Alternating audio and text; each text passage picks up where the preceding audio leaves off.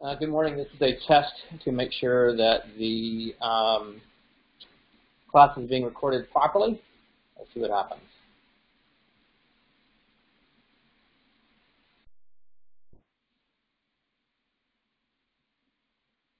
When is this being recorded? Can you hear me? Can you hear me? Is this being recorded? What does it look like?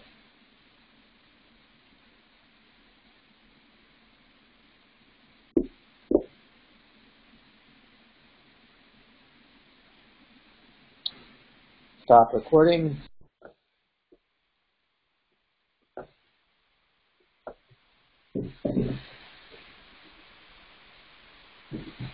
I'm not sure if you can hear me or not.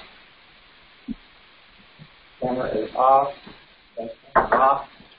Who knows what's happening?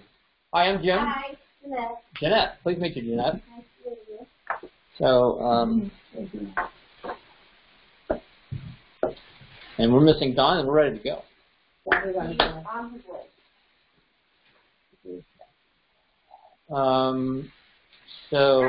Hey Don, how are you? Hi. Pleased to meet you.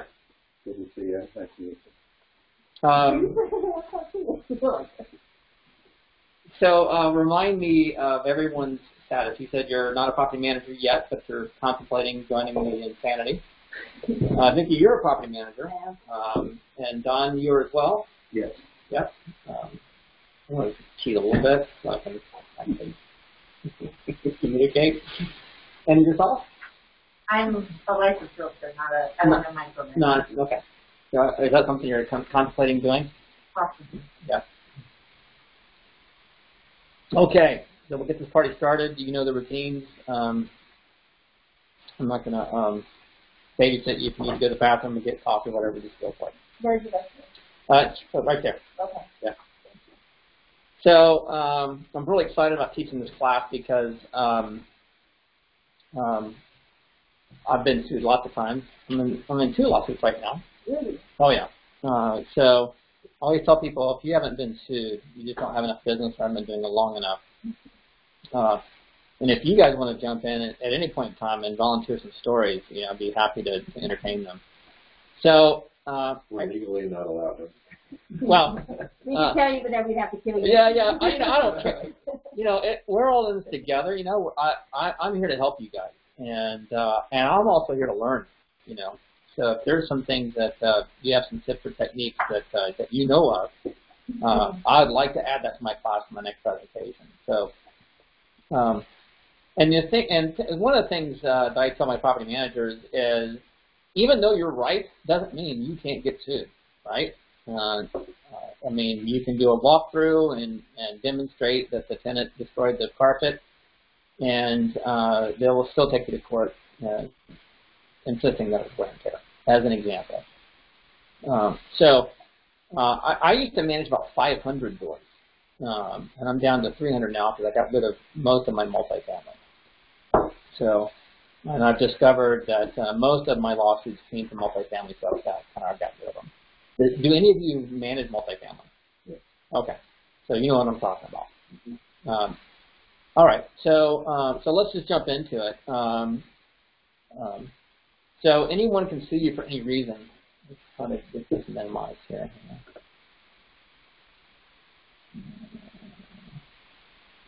Chat. And so anyone can sue you for any reason, and my motto is always to minimize the perception that I'm wealthy. So if you come across as a flashy person with a lot of jewelry, fancy cars, and things like that, you're going to be perceived as being wealthy. And the more people perceive you being wealthy, the more likely you're going to get sued. So it's a hard compromise between looking professional and not looking wealthy. So let's talk about the 3 people who can sue you. Okay, there's the owners. Owners can sue you if you make the wrong decision. The property is vacant for a long time, gets vandalized. You get a terrible vendor, or you get a naughty tenant. Oh, by the way, I'll send all of you guys a link to this presentation. You're welcome to take notes on all that, but So owners can sue you. Vendors can sue you, especially if they have completed a lot of work and the owner refuses to pay them. Now, most vendors that are licensed have the capability of filing a mechanics lien against the property. But if they're not licensed and they're pissed, they'll come after you. And then, of course, tenants. Tenants are probably the most frequent category of people are going to drag you into court. And that can be anywhere from slip and falls to an eviction, or they get assaulted by another tenant or something like that. So those are the three types of people you can be sued by. And so this class is really going to be talking more about how to minimize your risk of getting sued by these people. In addition to dressing down and not being flashy, it's really important that we treat everyone with respect and care as humble as possible. The more empathy you have for someone suffering, the more likely they're not going to sue you. So, you know, the classic example of a tenant who's not paying rent, being belligerent or belittling a tenant who is being evicted, it really works against you. And I'm going to give you guys some techniques and tips on how to provide empathy and help tenants ease their suffering. So my wife asked me this morning, how are you going to do 3 hours? Because I talk really fast, and I'm going to try to slow down a little bit because there's a lot of information I want to share. Turned over near the thing. Okay. All right. So I'm going to start that so I can manage myself a little bit more. All right. So let's talk about the first one, the owners. Owners and investors. I think one of the things I like to teach my property managers is you don't want every customer. A lot of people don't understand this concept, especially new property managers. You become a property manager, you're going to want to have the desire to take on every client that comes through your door. I recommend that you be diligent about your customers. So, because if you get a really bad owner who's unethical, or doesn't take care of a property or treats tenants with disrespect, you're going to get in trouble. An example of that was we had an owner that wanted us to manage his fourplex, and he actually lived in the fourplex. I counseled my property manager not to take the client. And sure enough, within 3 months, the owner is doing all kinds of terrible things to the tenants inside. Because he's an owner, he feels that he's got the right to be king. And as you know, we're property managers, licensed property managers, we're a little bit hand-tied in terms of what we can say and can't say. And this guy was completely out of control. And what's even worse is all those tenants show up on Yelp and Google, right? So that's right? Because it's our fault. It's our fault that this owner is naughty. So this is an example of an owner can really get you in trouble. So it's wise that you pay attention to your owner. And I'm going to give you guys some tips and techniques on how to screen out naughty owners. And if you bring on every client, you're going to get drugged through the mud by them. I consistently get rid of my worst owners.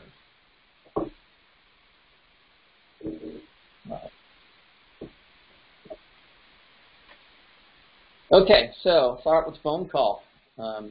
Because I screen all of my calls, I typically respond via text. And my text is something to the effect, sorry I missed your call. I'm with a client at the moment. Here's a 2-minute video that has our propaganda on it, why we're so awesome.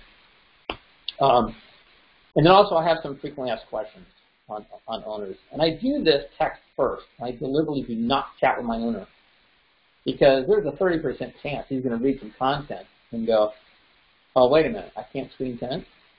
And that's that. We're done. So I highly recommend that you have a packaged response to your owners. Because not only is it going to take you some time, but it'll also filter out some naughty owners. So once I've deliberately waited a couple of hours to make sure that they've had an opportunity to look at the video and read my propaganda, I get on the phone. And the first thing I call, and the first question I ask is, why are you calling me? You know, if they're calling me because they're not happy with their current property manager, I need to know why. There's a high probability they're just unrealistic. You know, they're saying, well, I can't believe that guy charged me $900 for a water heater.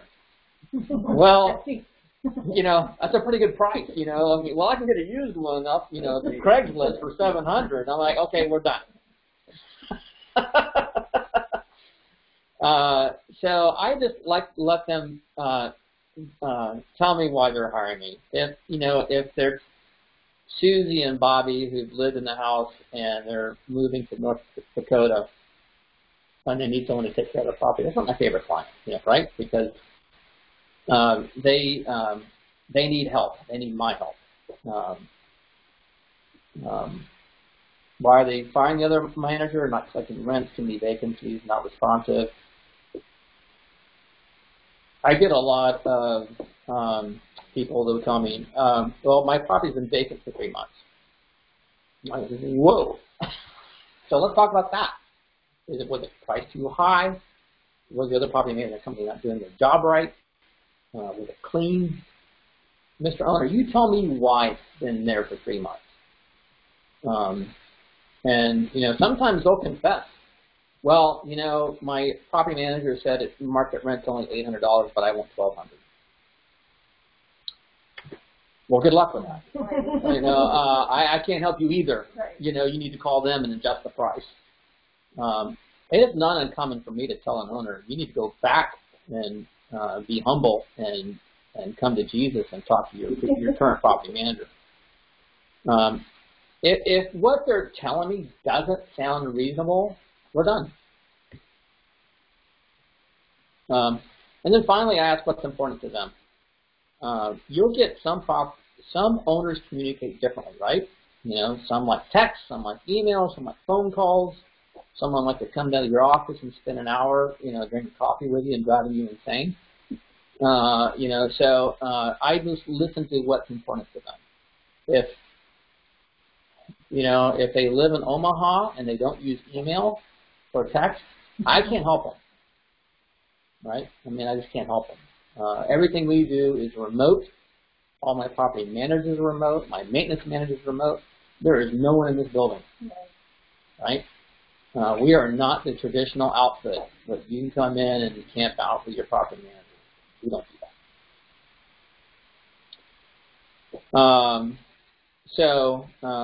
On the final note, it's super important that you're talking to the person who owns the property. It is, I don't know, have you guys ever heard of Spokio?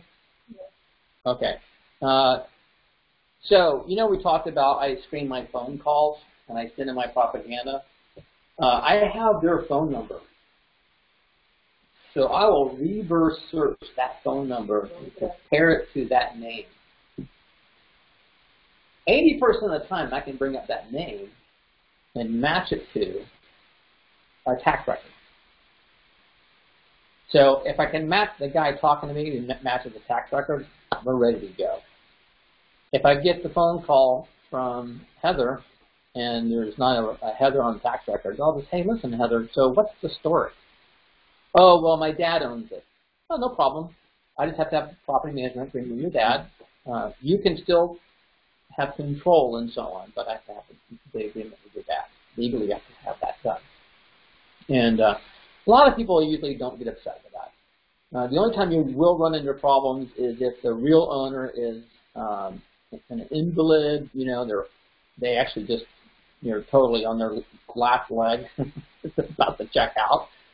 Then you're going to have problems, and then you're going to say, hey, well, Heather, unfortunately, I need some sort of power of attorney or something. You got to tell me what you're planning on doing, because when this person croaks, you know, we got to have a plan.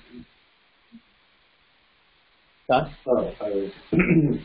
No, I was just thinking that we've seen that where someone just doesn't want to deal with their property, so they want to turn it over to a family member, and we will require some sort of power of attorney, notarized affidavit as such, and we will get in arguments with the owner saying, no, I just want my sister to be able to call or whatever, and we're like, well, that's great, but we're not going to take any instruction from anyone other than the owner, so you give me that legal document and/or we have a problem. And that actually got us fired because we wouldn't do it without documentation. Right. So I'm not as onerous as you are. I typically say, okay, Mr. Owner, I just need you to send me your ID and attach that to an email saying I give Susie the authority to manage my property. yeah, no, when we're dealing with bipolar owners, we will always cross the T and dot the I. Okay. Yeah, and because we'll see that there's people that'll blame you or blame the world for their problems, and it's like, we're going to do a great job for you, but we're not going to be part of the blame game, so you're going to give us instruction directly, or if you want someone else to do it, we want that documented. Right. Period. Yeah, that's highly recommended. I mean,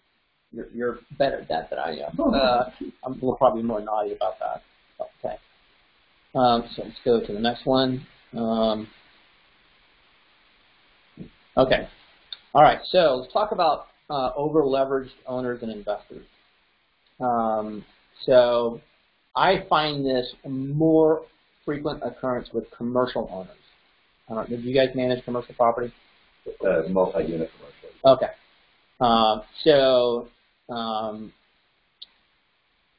When it comes to owners, and kind of the first things I ask is, how much is your mortgage, or how much what is your mortgage compared to your income? And if they're only making $40 a month on this thing, they're in trouble, especially if they run into a problem with the air conditioner, for a classic example. So if I have a person that's really over leveraged, I will be right up front and say, listen, you're a little bit of a liability to me. So I need either proof that you have some money in the bank to accommodate major repairs, or you're going to have to give me a huge reserve. And either one of those will typically chase off a client. And it's a delicate question to ask. Do you generally have like a reserve for each person? I don't do reserves, but that's a very unusual protocol for most property management companies. Most of my competitors have reserves. I don't do it because I trust my owners. But that's just me. That really comes down to your broker. Mm-hmm. Your broker is going to dictate what that protocol is. So if something were to happen in the home, like you said, for AP, for example, would you immediately take care of it yourself and then have them reimburse you? Well, that's a great question, and I think I want to get into that when we get into the tenant section, okay, because that happens all the time. Right, okay. And so we're going to talk about tenants and maintenance and how they are or not related to home warranty. Because that's another thing that's a whole other spin on HVAC. Speaking of HVAC, you guys comfortable? I'm a little chihuahua, so I like it warm. So if it's too warm, let me know.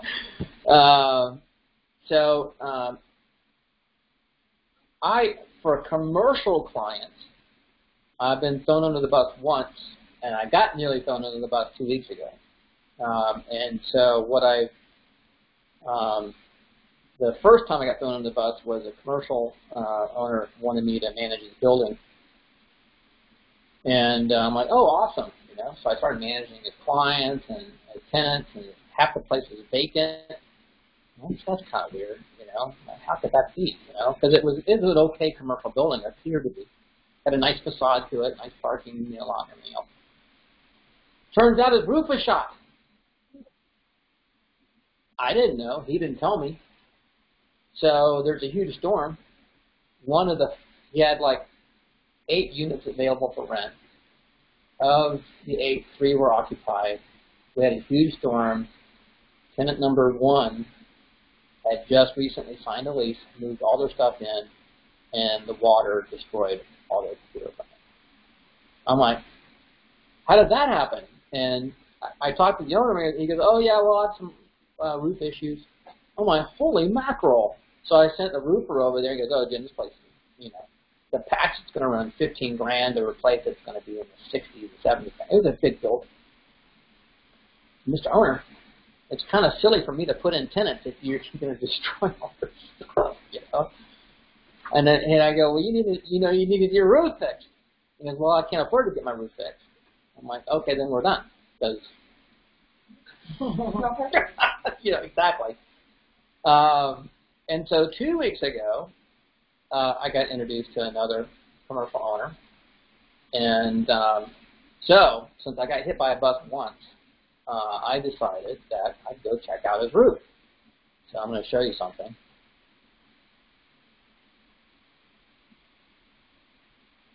So this is his roof. So I don't know if you're familiar with flat roofs, but all these little brown spots are basically no roof. Like exposed wood. No, well, exposed foam. So you'll see a lot of foam roofs in commercial property. So this is foam. On a flat roof, you have foam, and then you have like a plastic white surface to it. So some of his air conditioners are destroyed. And if you look here, From Star Wars. this thing, you can see the roof is actually kind of collapsing a little bit right here. So, there's a place that looks like you went that way, that you could see into the building. well, that's a good question. I mean, he did mention to me that this building next door, it's next door, is also his. But I'm not managing that one. I'm on, well, thank Jesus, because look at this. That's a nice sunroom right there. So, not only that, I'd say raise the rent. but I discovered, exactly, but I also discovered that he had it listed on CoStar, which is like a commercial, and I'm like, dude, these are huge details. You're having it listed by another company, and your roof is shot, and you didn't tell me?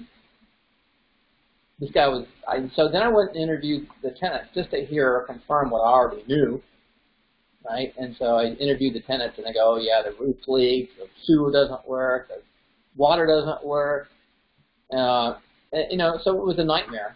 And it just turns out that this guy's MO was to hire property managers, get them roped in thinking they're going to be partners or whatever, and then get them to do repairs, and they wouldn't pay them. So I happened to be like the sixth property manager that bought the property. He had already gone through 5. In the first 5 discovered, he doesn't pay people. So anyway, so in summary, owners who are over-leveraged are a huge liability. And a lot of times, tenants will not sue the owner because there's no equity in it. They will sue you because you own a brokerage or you're an agent who makes a bazillions of dollars, right? That's exactly what the IRS wants. Right? Okay. So, all right. So anyway, before you get married to an owner, I'm going to go over some frequently asked questions. I do this on my website. I'm a web freak. I'm a geek, so I just say, go on my website, read it, and then we'll chat. And my website, I don't hide anything. I go over pricing, tenant screening procedures, security deposits, termination clauses, eviction procedures, reserves, and so on. And by the way, that's my link. You can see exactly what it looks like. The other thing, too, is 90%. I've never met 90% of my owners. So there's a lot of trust that goes on between me and my owners. And I'd say probably 25% of my owners have never seen the product that they bought.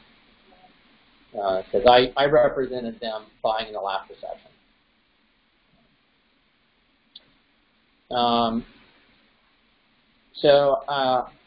I don't know. Do you guys use the GLDR contract for property management? We've kind of gone away from it. Okay. Yeah. What was your And it depends on, you know, it also, the commercial contract is slightly different than what you would use for residential. I'm actually on forms committee, and the committee is residentially inclined, and it doesn't really cover things that you would have in a commercial business. Right. And so going away from it not enough mandated insurance protection, but on Forms Committee, I did get that put into the property management agreement where now we have force place insurance rights as realtors and brokers to force place insurance, where owners may have a gap and not disclose. So, you know, one of the things that I would suggest for everybody is to always be involved with the association's forms as much as possible, because then it's forcing you to know them like the back of your hand. Right. And then you get a say in what the industry needs to adjust to. Right. But we did go off of it because of a couple of different reasons. There's anomalies where you have trust fund accounts, and then if you don't want the risk of the trust fund account or the responsibility of it, you could do the owner-managed process. So the owner-managed, where the owner has their own operating account, therefore you don't run into some of the things that you run into. I see. So that's probably the biggest reason for going off of it, is to get away from trust fund accounting and all of the liabilities with that, because you're adding on the whole real estate division on your shoulder for that. I see. Interesting. I don't use it. I think it's ridiculous. It's too big, and I just have mine like 3 or 4 pages, and it just covers what's important to me. I've never been sued by an owner, but that's because I'm very diligent about making sure I screen or vet my owners first. So, I'm kind of curious as to what the new contract is going to look like. Another thing that you want to avoid at all costs is partnerships. And I'm not talking about the husband and wife kind of partnership. I'm talking about, 4 guys that own a fourplex, or 4 guys that own a house, that type of thing. So there's a couple reasons why you want to stay away from partnerships. Let's start off with being honest. Really, there is really very little money in property management. The real money is in buying and selling. And I mean, the property management basically covers my bar tab. It's really buying and selling that I make my money on. So if I can't have an opportunity to sell that property, I'm really just not interested in managing it, honestly, because the return on that thing is just not that much. Now, I mean, I have some exceptions, referral by another agent, things like that. I'll take care of that, but that's kind of a different category. But in a partnership, properties are nearly impossible to sell. And the reason why is it's very rare that partners can agree on when or how much they'll sell a property. So what happens is it never gets sold. And then they're all 80 years old, and one of them gets sick and dies, and his 40-year-old girlfriend wants it. So I mean, it just goes to hell in a handbasket. So they're really impossible to sell because partners can't agree. And the second issue you're going to run into when you have a partnership is sometimes one of the 2 partners is broke. So this happens if you have like a faulty roof or HVAC. And, hey, we got to replace the HVAC. And the guy's, well, good luck. I don't have any money. And I go, well, dude, we're partnerships. Well, yeah, you're right, but I don't have any money. And so then the HVAC doesn't get replaced. Right? So the HVAC doesn't get replaced, and then your tenant leaves, and then squatters move in, and then it burns down. The other thing, too, is you want to keep in mind is in a partnership, you only want to have one boss, right? So especially in my experience when it comes to couples or married, I need to speak to Susie or Bob. I don't want to be talking to Susie and Bob. So I kind of get right up front. Okay, who's the captain?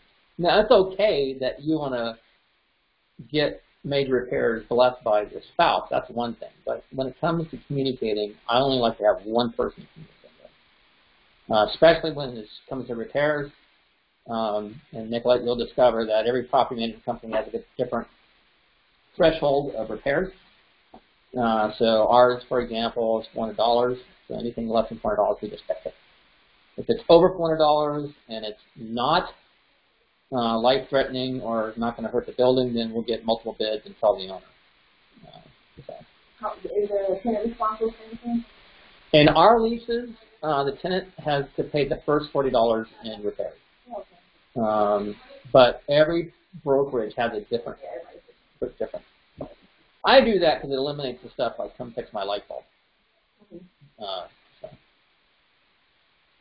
So you can, here's an example of a partnership. What a partnership looks like. So this is what typically a partnership looks like after about a decade. You would just want to avoid that altogether. By the way, if you do get investors that want to buy a property and form a partnership, there is an alternative method of doing it. They can pool the resources together, but the structure is different. But that's for a different class, a different day. So if you ever get some people that are interested in buying or having you buy a property with them or for them, and they want a partnership, call me and I'll help you. I'll walk you through it.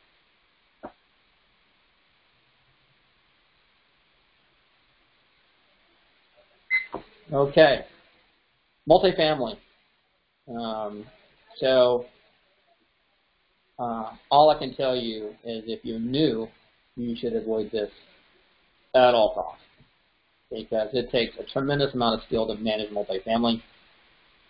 Like I said, we can manage about 30 of them. I've got one in escrow, my last one in escrow. I'm going to close next week. Hallelujah. Don, do you take on new clients on multifamily? Or? Well, I started in '89 building my own portfolio, and by probably '94 was purchasing my own multifamily. So I was an owner on hands owner, okay. And so I have a familiarity with really B and F style property. Yep. And I can do it, and we can do it for our clients and be very, very profitable. But it's definitely, I agree with you, it's not what anyone else should be doing whatsoever. It's definitely a specialty niche. In fact, I get referred those C, D, and F style properties from other brokerages because they know that we can do something for our clients. Well, I'm actually happy to hear that because I've had no one to refer to.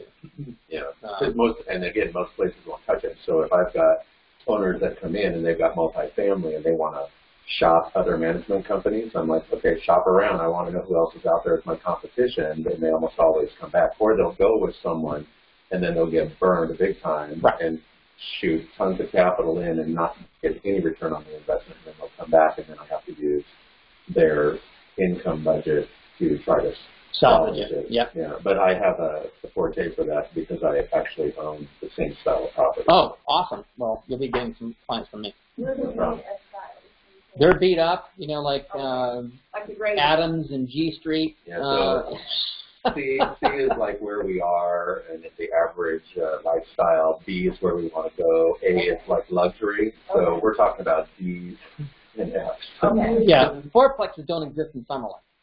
Right. Right? So they're all in this area. I used to manage about 20 of them near Fremont Street. And yeah, it's, you know, you got to have courage.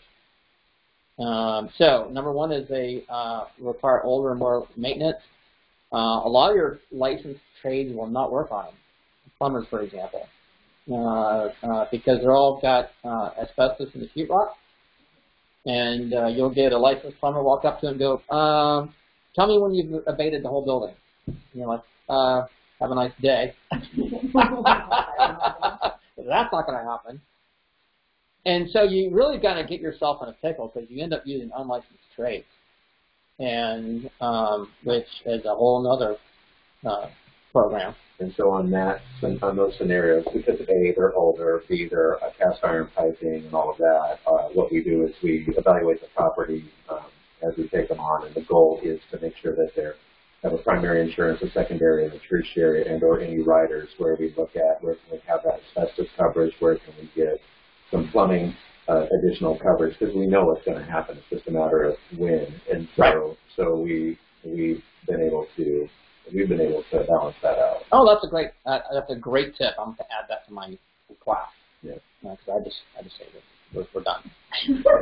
Yeah, and it's not easy though, because you have additional riders and insurance companies that do knockoff riders, and they'll only go in certain zip codes. Right. So I don't. Well, we just stopped taking them on last year, but prior to our putting our foot down, I would never ever allow a new agent, especially a young female agent, manage a multifamily. Oh yeah, I mean, definitely there's experiences. Definitely experiences. I could say that a drug deal gone bad, you got to watch the trail of blood where they drug the body out, and then call hazmat to take care of that type of stuff. Yeah, all of those are normal everyday procedures. Yeah, no, this is an example of a window that used to get shot out all the time. This is on G Street, and we couldn't even get glass vendors to go there anymore because the glass vendor showed up and they shot out his glass in his truck. And so don't tell anybody we cheated. We started putting in plexiglass, which is illegal, by the way. Yeah, I didn't say we're not allowed to do that. So, in summary, Nicolette, just don't even play with it. The business director just for you. Yeah. This is an intervention by it's actually not a CE class. Well, I'll show you. I mean, this was yesterday.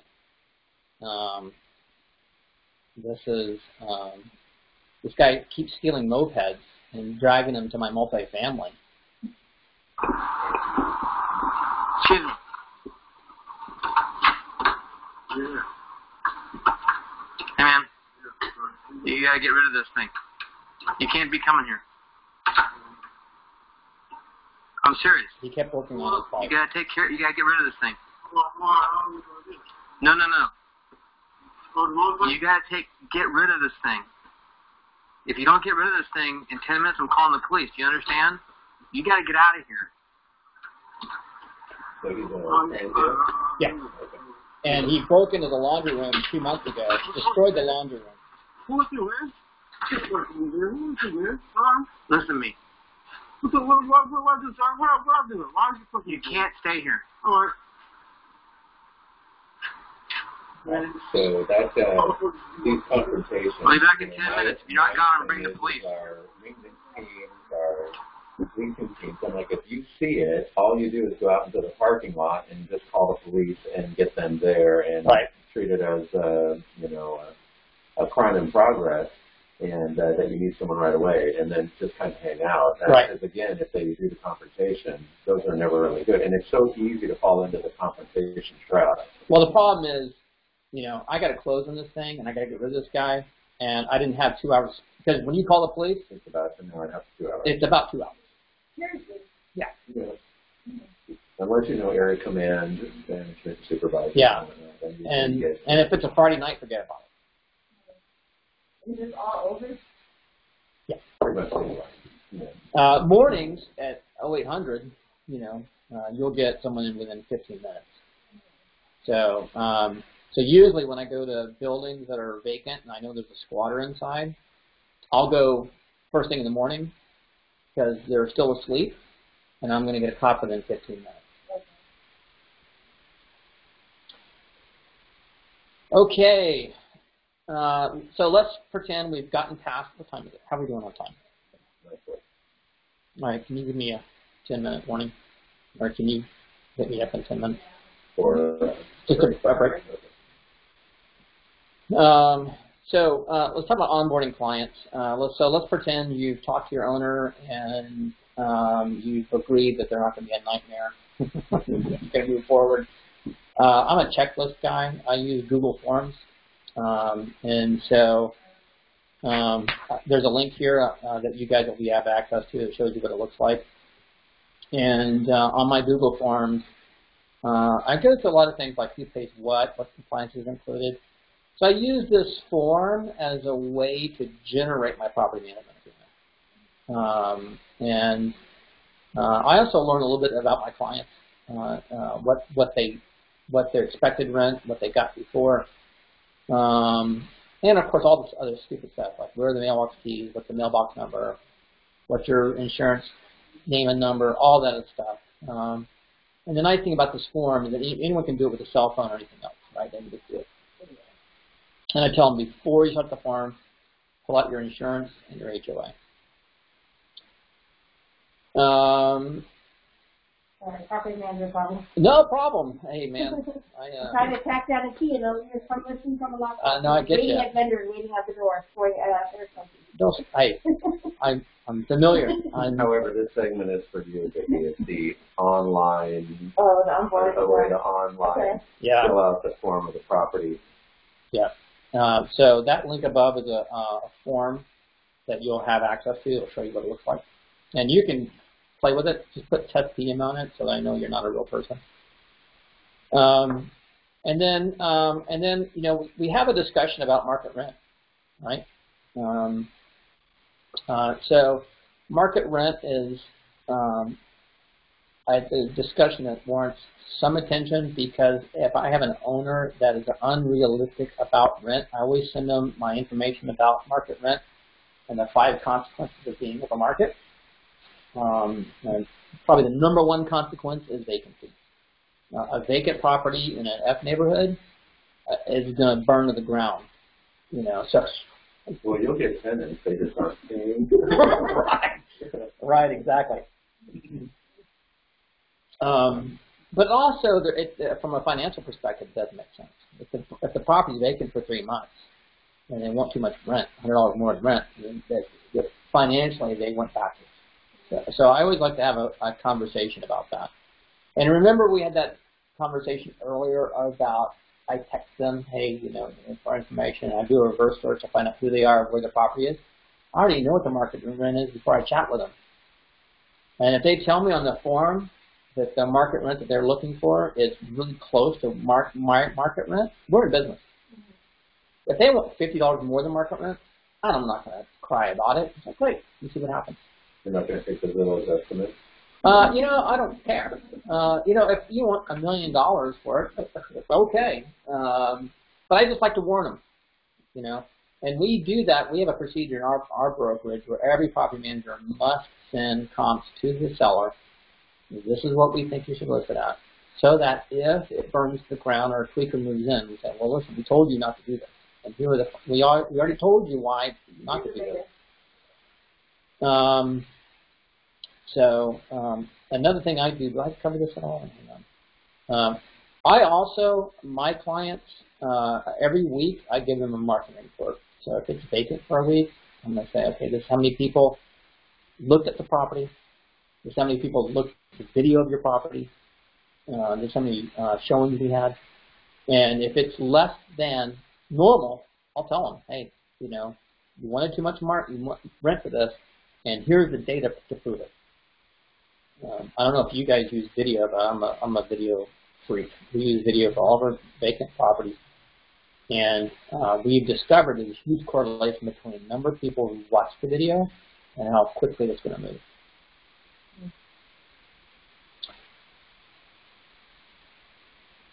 Okay, address of record. I'm sure you guys run into this all the time. You'll get people who have listing their primary residence on tax records. And it will happen. Tenants, a pissed off tenant will go knocking on their door. I actually had an owner in Washington State, and that tenant had relatives there, and they harassed him. He actually ended up in the hospital with a breakdown. So when someone has their owner of record on public, I tell them right up, you need to change this, or at least, at the minimum, change the address. At the very minimum, change it to a UPS box that's nearby, so that your average crackhead can't find you. What do they want with that person? Let's say they don't pay rent, and I'm evicting them. They'll go to the owner and say, They kind of stick to you, basically. yeah. Does that happen frequently? Yes. All the time. Oh, Yeah, they'll bypass the management to try to tell on the management and why they're withholding rent, and they'll create all these stupid excuses. It's usually inhabitability issues. You know, the HVAC was not working when it really was. They're finding something. There's a lot of roaches, even though they're throwing a roach party. You know, so that's a real common thing. A lot of pests. They'll call code enforcement. There's pests. and that's because they haven't cleaned their stove, in 2 years, and the garbage piled up knee deep. Yeah. Happens all the time, especially in the multi-family. I just thought those were her pets. It's nice. Yeah, exactly. I'm like, hey, you got a lot of pets in here. Yeah. You're not allowed to have pets. So whenever I discover that the owner of record is clearly displayed showing their personal address, I tell them, listen, super dangerous. You're running with scissors. Marketing and advertising, be sure clients review this before you broadcast. So our procedure is when we have it on our website first, so we have all this information about that property, we have them bless that before we put it on the MLS and push it to the world. So a real common mistake that even our agents make is things like the jacuzzi, green grass, and things that used to be there 10 years ago, but don't exist anymore. Jacuzzis are my favorite. I just tell owners, listen, it's going, when it breaks, you need to tell me what you want to do. Do you want me to fix it, or you just let it go cold? He goes, well, I'll let it go cold. And I say, well, we're advertising it doesn't have a jacuzzi. That way, if they move in and it's working, that's a bonus. And then when it stops working, well, it wasn't included. We went over that in advertising. Jacuzzi does not function. It's in the advertising. It's in the lease. So don't call me when it stops, stops working. The other thing too is I make mistakes. Jim, it's a 4-bedroom, but the text I could show you is 3. That's a common mistake. Okay, next, HOAs. HOAs, that's a real easy way to get thrown under the bus. One of my favorite stories is this old owner from Las Vegas Country Club. Jim, I need you to rent my condo. Yeah, no problem. Got photos, got video, a lockbox, showed it 5 times, did applications. The guy shows up in a U-Haul, front gate turns him away. Can't rent that. Wow is right. Thank goodness the tenant was super cool. He goes, no, I understand that happens. Can't believe I dodged that. He didn't want a lot of money. Of course, I gave him all the security deposit back and like a dinner certificate. So the owner, I said, dude, do you know you can't rent here? And I was, yeah, they told me I can't rent here, but that's not right. Oh my God, I wanted to kill him. So I've been around long enough to know pretty much which communities you can't rent on, so that doesn't happen to me anymore. But I like to look at the HOA docs because it will show in there that if you can or can't, or if it's restricted. Okay. I was going to ask that. I have to happen to one of my clients before too, that they signed a lease and then one of the neighbors said, "Oh, we're at the quota, so you guys can't rent." Right. So you all, as property managers, do the due diligence. I have in my property management agreement. You acknowledge that we can rent this thing. Okay. And you agree that you understand that you're responsible if you can't. So, and by the way, Mr. Owner, you can get sued if you rent something and you discover 4 months later that they can't rent that. And the good news about that clause is you still can be sued by the owner when they're stopped because you sue for anything, even when you signed it. That's right. So believe it or not, it actually pays to look at the CC&R. It's a pain in the neck. Yeah. I have had one owner challenge the HOA for that, and the owner literally adopted the tenant to get the tenant into the property and signed them on as family to live in the community. And I'm just like, okay, well, we're no longer going to be part of that. Right. So, you could rent to family members. Yeah, and it was you can rent to your own family member, and and it was also a Section 8 family member. And, oh my God! I'm like, yeah, you're really adding layer after layer. Layer of it, yeah. The other thing is cards, stickers. It's a more frequent use now. Stickers for cards. Cards that have stickers get towed, and if you don't put that in the CC&Rs, or if you don't give the CC&Rs to the tenant, they can sue you for having a car towed. And if you haven't had a car towed, it's expensive. It's like $500 day one, $200 a day after that.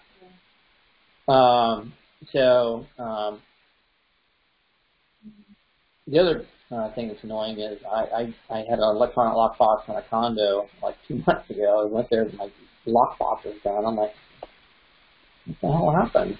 They cut it off because you can't have lockboxes. I'm like, what we do frequently is when we do receive the CC&Rs for the property, we create a Dropbox link to it, and then we put that in the property record so that in our welcome packet, we just give them the link. We nearly lost that case. That was another bullet that we dodged, and there's a lesson learned. Businesses is another. You'll get clients that will not tell you that they're operating an Amazon business truck shipment, and then the neighbor's going, hey, a semi just pulled up with like 50 tons of boxes there at the driveway. They're clearly operating a business, and so I've had to get rid of a couple of things that way. I said, listen, it's in the lease and it's in the CC&R. Okay. Management agreements. We kind of touched on this a lot. These are the things that are important to me. So, pardon? Oh, thank you. So we're at a break. Let me ask you guys: do you want to keep going or do you want to break?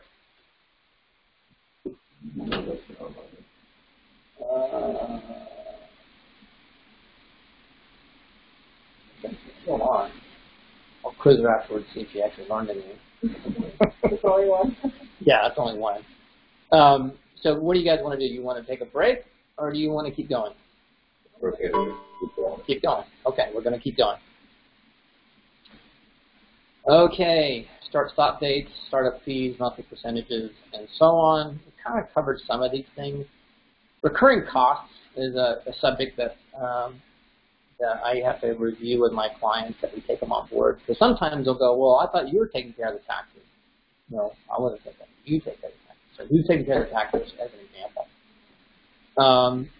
For recurring costs, we charge a small fee to manage that recurring cost. But of course, it's your brokerage is going to determine whether or not they're going to charge them anything for that. What's an example of recurring costs, like HOA? Pool, taking care of a pool, taking care of some of my clients that do, especially my foreigners, Canadians, my people who live in Spain, and I got a client who lives in Algeria. Poor thing. I've been in Algeria. It's brutal. So you want to make sure you cover those things in your forms, and then you also want to make sure you have that covered in your property management agreement and who's paying that. Because what can be really scary is the owner thinks you're paying the assessment, and you get a love note from the HOA saying, you know, your owner owes us $5,000. It's not good. Now, every HOA has also got a different procedure in terms of onboarding a tenant. So when you contact the HOA, you're going to say, do you need a tenant form? Do you need a lease? What do you need? All HOAs are all different. Spanish Trails, for example, is a nightmare. You know, they want your tenant's resume before you give them a pass. I'm joking. But I was really going So anyway, the ultimate purpose of your property management agreement is to define rates and procedures. And then mine, which is, getting ahead of myself. So we talked about really the real money is in buying and selling. There are some property management companies out there that will require the owner to use them to sell their property, which is illegal. But there's still a lot of those contracts floating out there, so you'll run into that. So just to reemphasize, you can't require owners to buy or sell a property. However, you can tell them they're listing you to manage the property and you're terminating service. So one of my favorite examples is I had a multifamily, an 8-unit off of Twain and Paradise, which is another nightmare area. And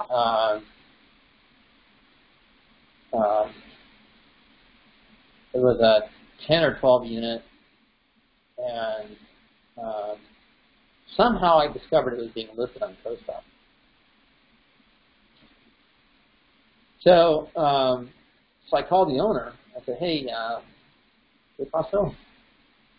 What's up with this guy listing this property?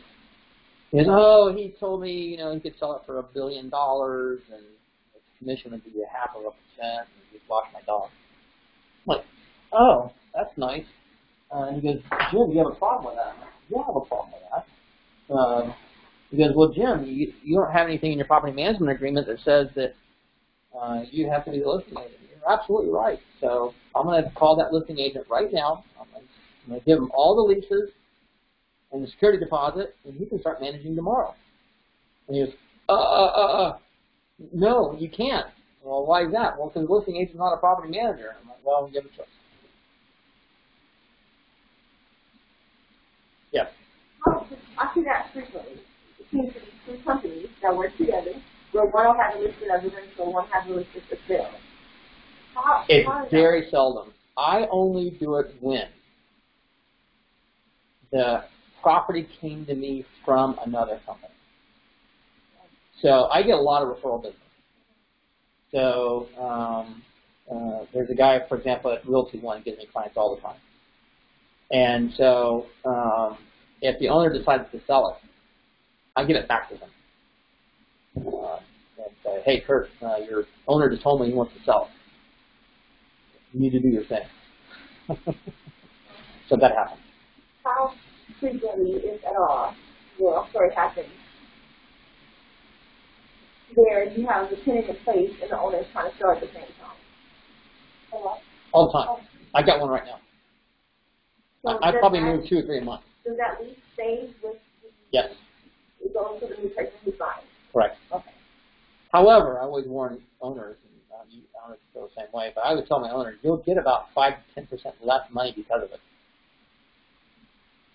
You'll get more money from a property that's vacant because the buyer wants to move into it. Well, let me retake that. The people who want to pay the most money are the ones that want to live in it. Investors, they're going to offer you that lowball offer that's on the top. And then, did you ever have an issue, or did you all ever have an issue when it comes to the home inspection, the appraisals, and letting people in? Because I know they have a right to fight and join there, right? Everyone has a different way. Okay. My way, especially from the multifamily, I tell them, you're going to do the buyer viewing, the inspection, and the appraisal on the same day. And if you don't like it, don't make an offer. They don't like that. But you can imagine trying to rope in 8 toothless crackheads plus an investor plus an inspector plus an appraiser. You will end up killing yourself. I just tell them right up front. And the other thing I do is when I'm selling a multifamily is I sweeten the pot with those tenants. Hey, if I show up Saturday, your place is clean, and you're not like rebuilding your transmission in the living room, I'll give you $50. So that works out a lot. If they don't hire you to sell the property, you did something wrong. So this happened recently to one of my managers, and so I knew something was wrong. And so I revisited her procedures, and I chatted with her about she had some family issues, and the owner went with somebody else because she wasn't on her game. And, you know, she spent all these years trying to take care of this client and then lost out on a $10,000 commission because she wasn't on her game. Anyway. All right, termination clauses. In my opinion, I don't know how you guys feel about it, but holding clients hostage is super dangerous. Here are the 5 reasons why you should never hold owners hostage. Number 1 is they might file a complaint against you, which Lord knows we don't need that, because there is nothing more frightening than a big old white envelope from the real estate division. That'll wake you up. Second is there's a possibility they'll sue you for negligence just to get rid of you. Third, they'll slam you on social media. And social media, bad reviews are hard. You can't get rid of them. That's the bottom line. So the only way to mitigate bad reviews is burying them in a lot of good reviews. Yelp, by the way, is the worst. They're like crap. Once you start investing in them, and you don't keep investing in them, they'll make all your bad reviews float to the top. So just say no to Yelp. The other thing, too, is they'll keep you up at night. You know, the amount of emotional baggage is not worth it. Because you'll feel like you didn't do anything wrong. But if you try to hold on to that person, it's just going to make it worse. A lot of property management companies charge a termination fee, and it's usually like 3 months of management or things like that. I don't think that's a wise idea, but it's in the property management agreement and the GLBR contract. If someone doesn't like me and they want to use another company, I'm like, I understand, no harm, no foul. I'll call them right now. I'll have a security deposit in the back mailbox, the back pickup box that afternoon. So I want them out. I want out. So a lot of people can't transfer that quick. You know, a lot of people take 30 days, but I get out immediately. A lot of times they regret it, but that's another story. Okay, one of the things I learned working for General Electric in a previous lifetime is General Electric always gets rid of their worst customers, their worst vendors, and their worst employees all the time. I thought that was kind of fascinating. You know, it always resonated with me ever since then. And so every year, I get rid of my worst customers. And my favorite way is just jacking up the price. Hey, Bob, I hate to break this to you, the management fee went from 8% to 15%. And they'll go, rah, rah, rah, rah, rah. I'm like, well, sorry, you need to call Don. That's okay, because I charge more than that. Yeah, okay. I've heard other people do that. They'll just, if you really want me, then you're going to pay for it. And if the owner really wants them to do it, they'll do it. So, right. You know, the first time I'm multi-selling, right. Well, I had an epiphany in 2018, and that was multifamily. I looked at how much time I was spending with them and how much effort they took, and I'm like, we're done. I told the owners, you can either sell it or find someone else to manage it. I don't care. Pick it. You have until June to make up your mind. And it was the best thing I ever did in my life. I should change this slide. I'm down to 1. How long do you have your contract for? It's a great question. My contract is for 1 year, but I have right up front, you can quit anytime. So then people ask me, well, why do you have a 1-year contract? I said, I have a 1-year contract because it spells out price and procedure. At the end of that 1 year, I might change my price and I might change my procedure. How does that impact the lease? There's no relationship. Oh. There's no relationship between the property management agreement and lease agreement. So I mean, there's some similarities there. The lease is between the owner and the tenant. The lease agreement is between the broker and the owner. Or the yeah. So essentially the lease stays with the owner, so that's their house, but then you use for the person. Okay. So you don't even have an agreement with the lease. I mean, with the tenant then. It's essentially. Well, that's a great question. How does that work? So every company is different. Okay. So in my company, the lease is between me and the tenant. Okay. However, I always make my owners sign off on it. So my owners see the agreement. And if you go with what LVR has done in forms, we've taken more liability off of the realtors by making the lease between owner and tenant and letting the manager basically facilitate. So we've separated a little bit further. So their lease and management, it used to say owner and tenant, be a property manager and the name of the management company, and then but they removed that cost, and now it's just owner and tenant. Yeah, that's a good idea. Yeah, it's basically when the tenant says, here's my lease, sue everyone, they only have the owner to go to, and the broker just kind of gone at that point. Right. Because there's no written agreement. That's a really good idea, and I should probably change my procedure. Because you can't sue the broker if you have no. Yeah, they will. Yeah, so we removed that about, let's say 3 years ago.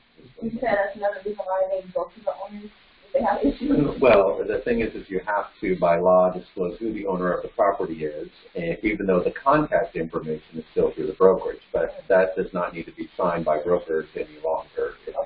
It can be, the broker can sign on behalf of an owner, but the contract is always between the tenant and the owner based on the current language. Even though we might be signing as a licensee, we have no tie to any legal issues on that contract. However, I'm not convinced that's going to mitigate it. Oh, no. It basically helps the tenants that aren't digging, right. Aren't the diggers. And it also, with the ambulance attorneys, because, again, the brokest people are the ones that do the most lawsuits. Right. Because they sit at home all day, and they're watching the attorney commercial every 6 right. minutes. There's an attorney commercial that's going on any station. So they're hunting in a specific pool of people that feel like the world is the world's fault of what's happening to them, and that's where all the complaints come from. So yeah, absolutely. So the owners that you want to get rid of are the ones that constantly complain, demand too much of your time, are unreasonable. Communicate directly with tenants. That drives me to drinking. Because now the tenant can talk to dad if he doesn't like what mom said, right? So, like, oh my God, now I can talk to dad now.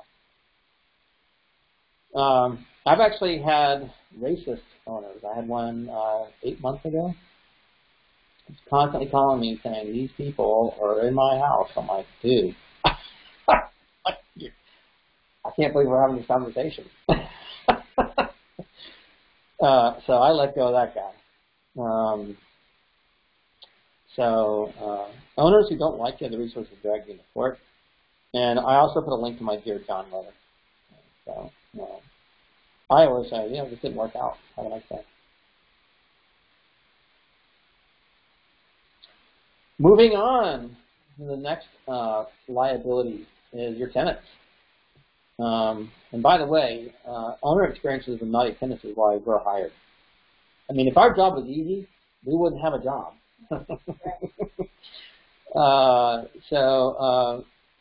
Naughty tenants are the ones that will wrap you in a lawsuit. What I call professional rent dodgers and desperate tenants are the ones that are going to get you. We're going to talk about how to identify both of these types of people. And I can give you addresses.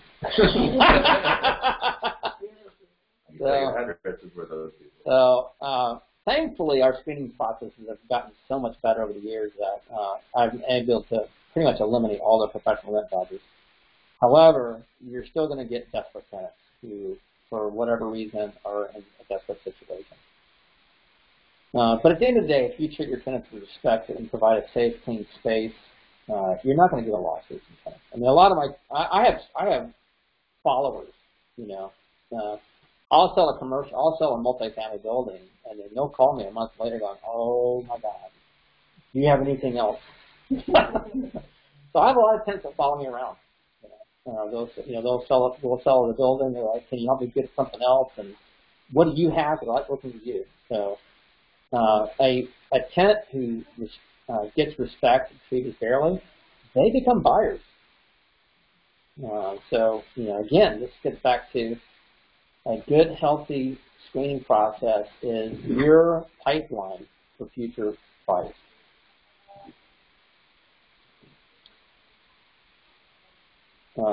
You guys mind wait? I'm going to wait. I'm going to teach Nicholas this information. So I'm going to get a cup of coffee now. We're all going to take an impromptu break. Anyone need coffee? Coca-Cola for breakfast? Ooh. This is my coffee.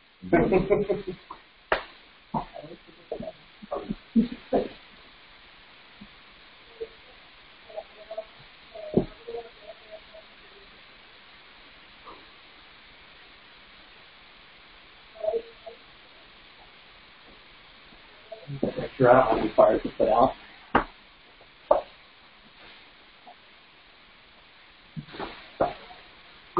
How am I doing, Don? Okay. Because I mean, you're probably more qualified to teach this class than I am.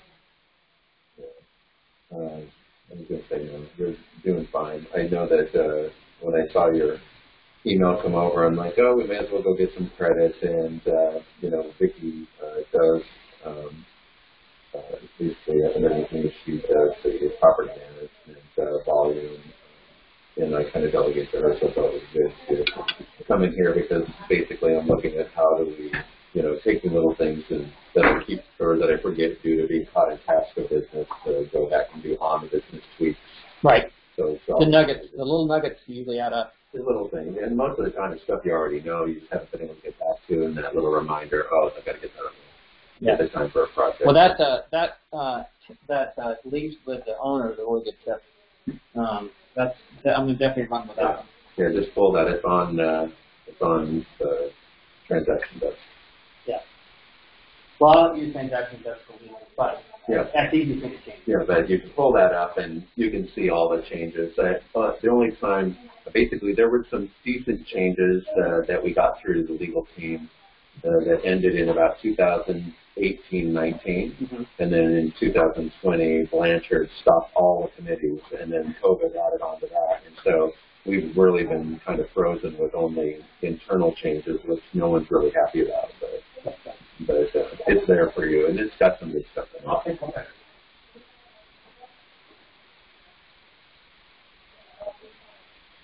Okay, so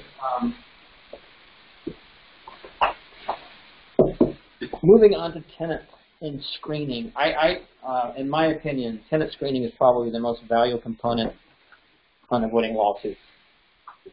So I like to think of tenants as like going into a funnel, and the more prospects that you have, the more you can choose from, and the more you choose from, the better quality tenants you get. So we migrated to some software called AppFolio about 3 years ago. And what did you migrate from? I built my own. Okay. Because I'm a geek, and back 20 years ago they didn't exist. Uh-huh. So I use FileMaker.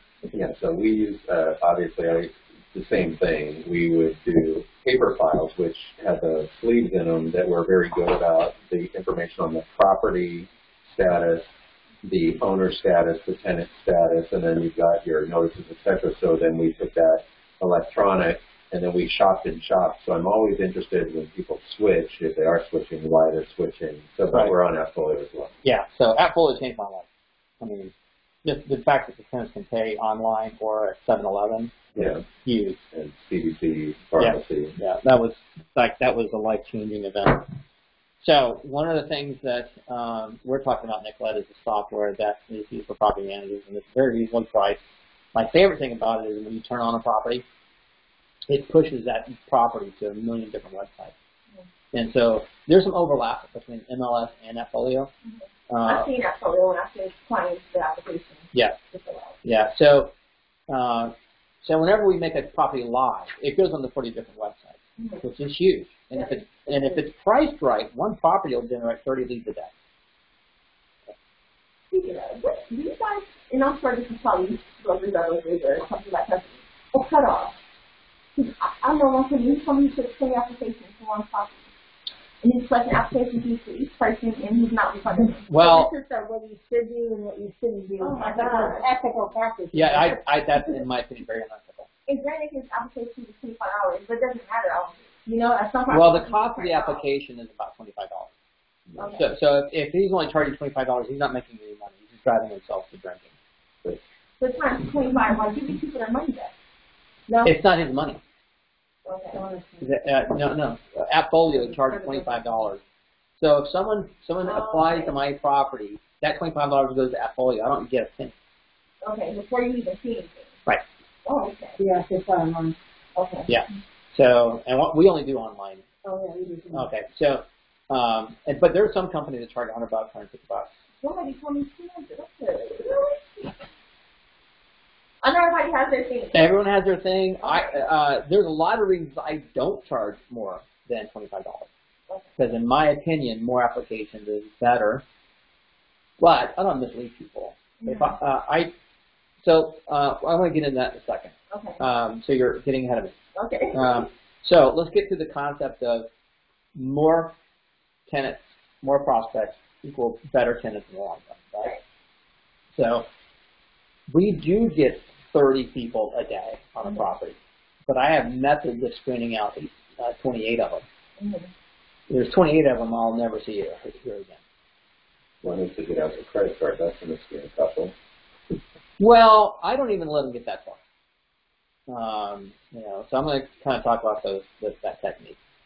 And I would say, in general, properties that are priced a little bit below market rent actually do even better, because then you get a lot of people that you can choose from. But in summary, the more accurate your market rent is, the better you're going to end up in the long run. If a owner wants too much for a property, I'm going to get fewer tenants to select from. Fewer tenants equal less quality tenants. Okay. And a lot of tenants will get desperate. Hey, I'm sorry, a lot of owners will get desperate. Hey, my property's been vacant for 2 months. Yeah, because you're over market. Well, let's just lower the standard. Like, no, because then I got to deal with that person. So this conversation happens all the time. Professional rent dodgers are looking for people like Nikolai, because they know how to get around you. And it usually starts off with a country western song. My dog died, picked up truck broke down, my wife left me. How did it go to yesterday? So new property managers are more susceptible to this type of thing. So I developed a method that's really effective. And so I have a 3-step process: preliminary screen, secondary screen, and then the background check. The background check is the $25 scenario. Right. So out of the 30 people that hit me every day, only one might get to the background check. Okay. So let's talk about some basic correlations. There's a huge correlation between bad credit and bad tenants. What I mean by huge correlation is high probability. Doesn't mean they're all bad. Just because someone has bad credit doesn't necessarily say they're definitely a bad tenant. But the probability is, and we're in the world of probability, right? We want 200 people that are interested in property, but we really want to isolate that one person who's the rock star. All right. So typically, tenants who do not take care of a property usually have bad credit. Conversely, people who have good credit usually have a propensity to be responsible. Don't let some country western song dissuade you from your procedures. A lot of tenants will love to call you on the phone. I don't talk to anyone until after their background check, because I don't have time for it. 30 books. In June, I had 5 vacant properties times 30. I can't. There's not enough time to talk to 150 people a day. All right, some tenant screening basics. Your website is also very detailed. You have to make this stuff is very vague. So right. It makes it difficult. Yeah. Well, I'm not here to screw people. Yeah. I'm here are the rules. If you don't like the rules, then go call Brock.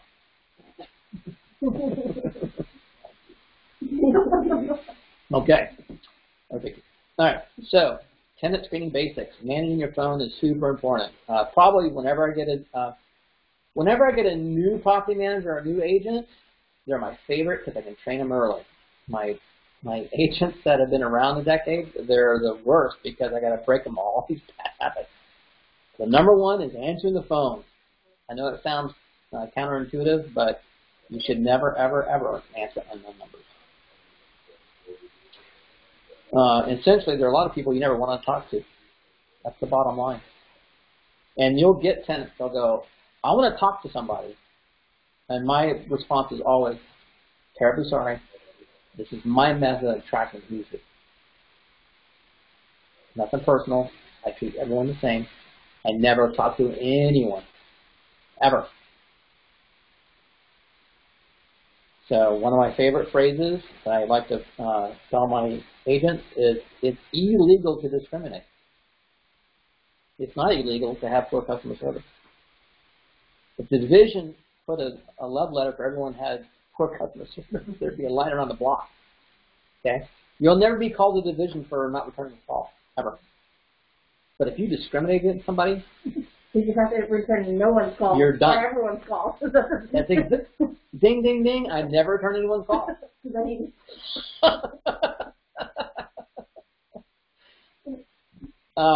So you're never going to be dragged into court for ignoring a potential tenant, ever. Maybe not. Pardon? Maybe not a tenant. We had an issue with, we didn't communicate enough with sellers and buyers that are filed with the state. Well, Now we have all that stuff. that's a different class. Yeah. And by the way, I'm the worst buying and selling agent. My wife runs circles around me. So whenever I get an owner that wants to sell their property, I call my wife. She'll chat your ear off. She'll sit there and talk about the weather. I don't talk about the weather. I am not a phone person. What price you want to list it? Okay, we're good. I don't care if your kitchen has a granite countertop. It's not relevant. I tell people that. You want top dollar for your property, or you want to sell it like 5% less than the market? Well, we want top dollar. Well, then you need to call my wife. Okay, tenant screening basics. Number one, managing your phone number is huge. Always have a preliminary script ready. So I have a question for you. Yes, ma'am. This is one that's Appfolio, because we use Appfolio, and the one thing I don't like about Appfolio for sure is the application, because it doesn't allow you to it doesn't allow you to use after the DMR. It doesn't allow you to add additional questions. It only allows you to use their modifications. It doesn't allow you to so if you do the pet application, for example, or the hold harmless sight unseen, your renting sight unseen, or any of the other disclosures that you include with the application, you can't provide them to a tenant during the application. Well, that's a great question. How do you go around that using that? Well, I usually don't let people get that far. Oh, you don't. That's I really do a lot to tell people to go away. No, I'm serious. So then you would say, so you happen to use the Appfolio Basic, of course, Appfolio Basic application, then if they get past that, then you'll send them the required other. That's a great question. As you know, if someone clicks on a property to get more information, you can have an automated response. And my automated response is always, do you live in Vegas? Do you have a job? How many pets?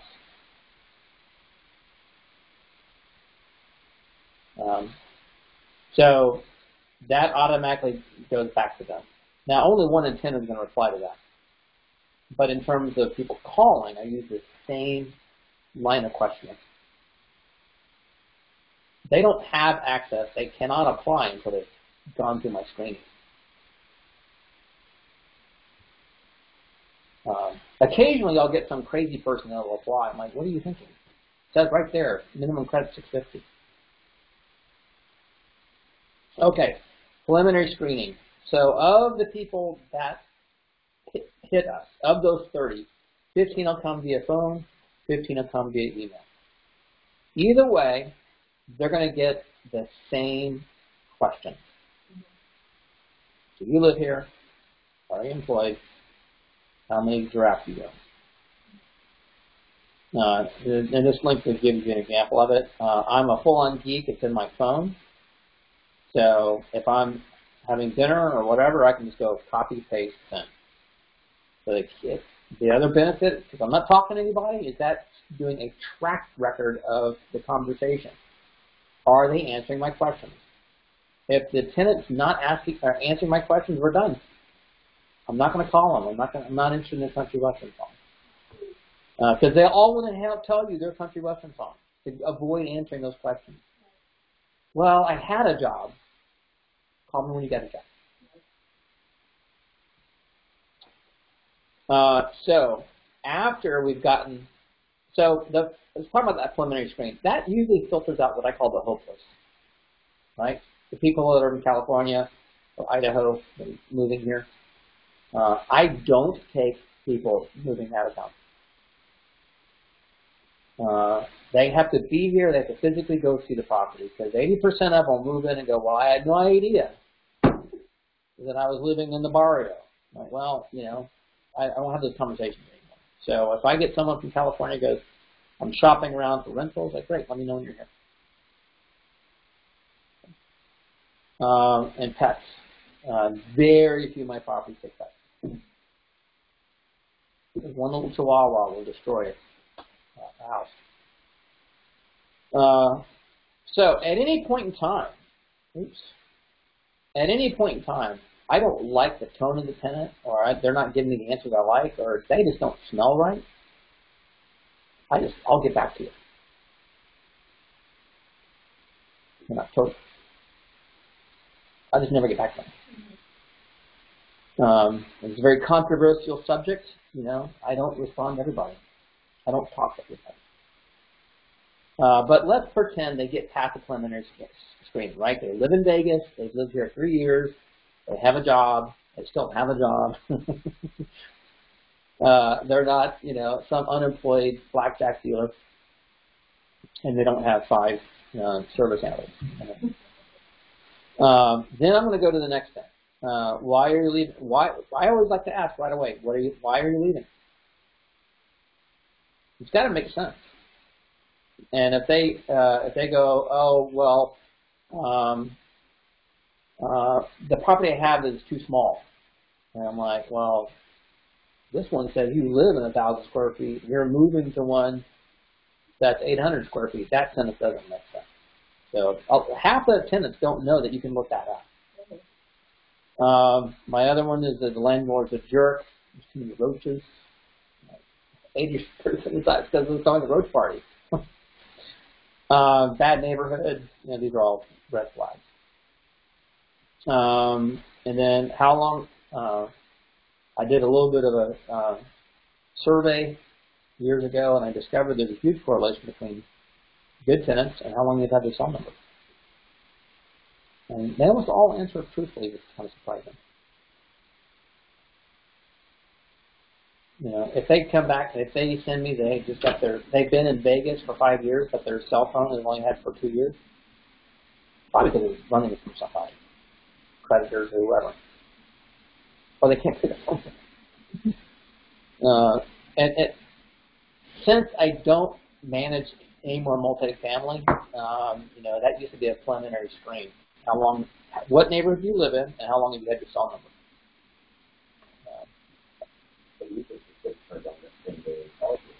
Yeah. Yeah. Yeah, exactly. And that'll drive you to drinking when the tenants change their phone numbers. You can't get a hold of them. Okay, secondary screen, which also is also on our website. Our minimum score is this, and our minimum credit, our minimum income is this. And if you don't meet those requirements, don't apply. Seriously, don't. Now, there are some discrepancies between Credit Karma and what Equifax is going to pull, and it's usually 10 or 15 points. So if they say, you know, my credit's 650, but Equifax comes down at 640, I'm not going to disqualify them because, I mean, they did their homework. I also have different requirements on the neighborhood. So if it's a Fremont Street, I'm looking in the 550. If it's Summerlin, 700 or more. You're putting that on the website, the 2 different credit scores based on moving?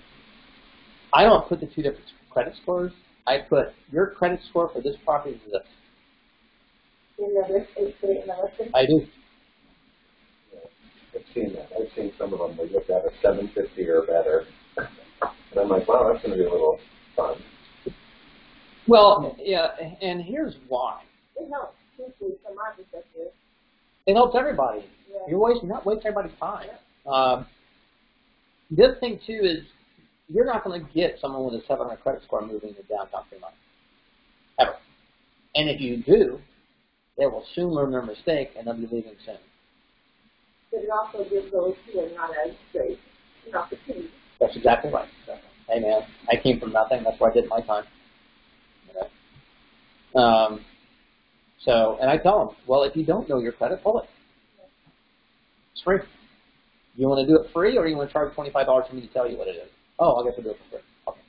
And it helps me as a helping people who are trying to rent, so that way I already know if they're qualified or not. It's already special look at your house, right. or anything if you're not qualified. Right. By the way, there's a whole section on my website, tips for leasing agents. So there's a lot of good tips for you. Yeah. That's where I start all my meetings. Renting. Okay, secondary screen, income, long-term history. Long-term employment history, of course, is huge, right? Be leery of anyone who claims to make a lot of unreported cash. I pretty much don't take them anymore.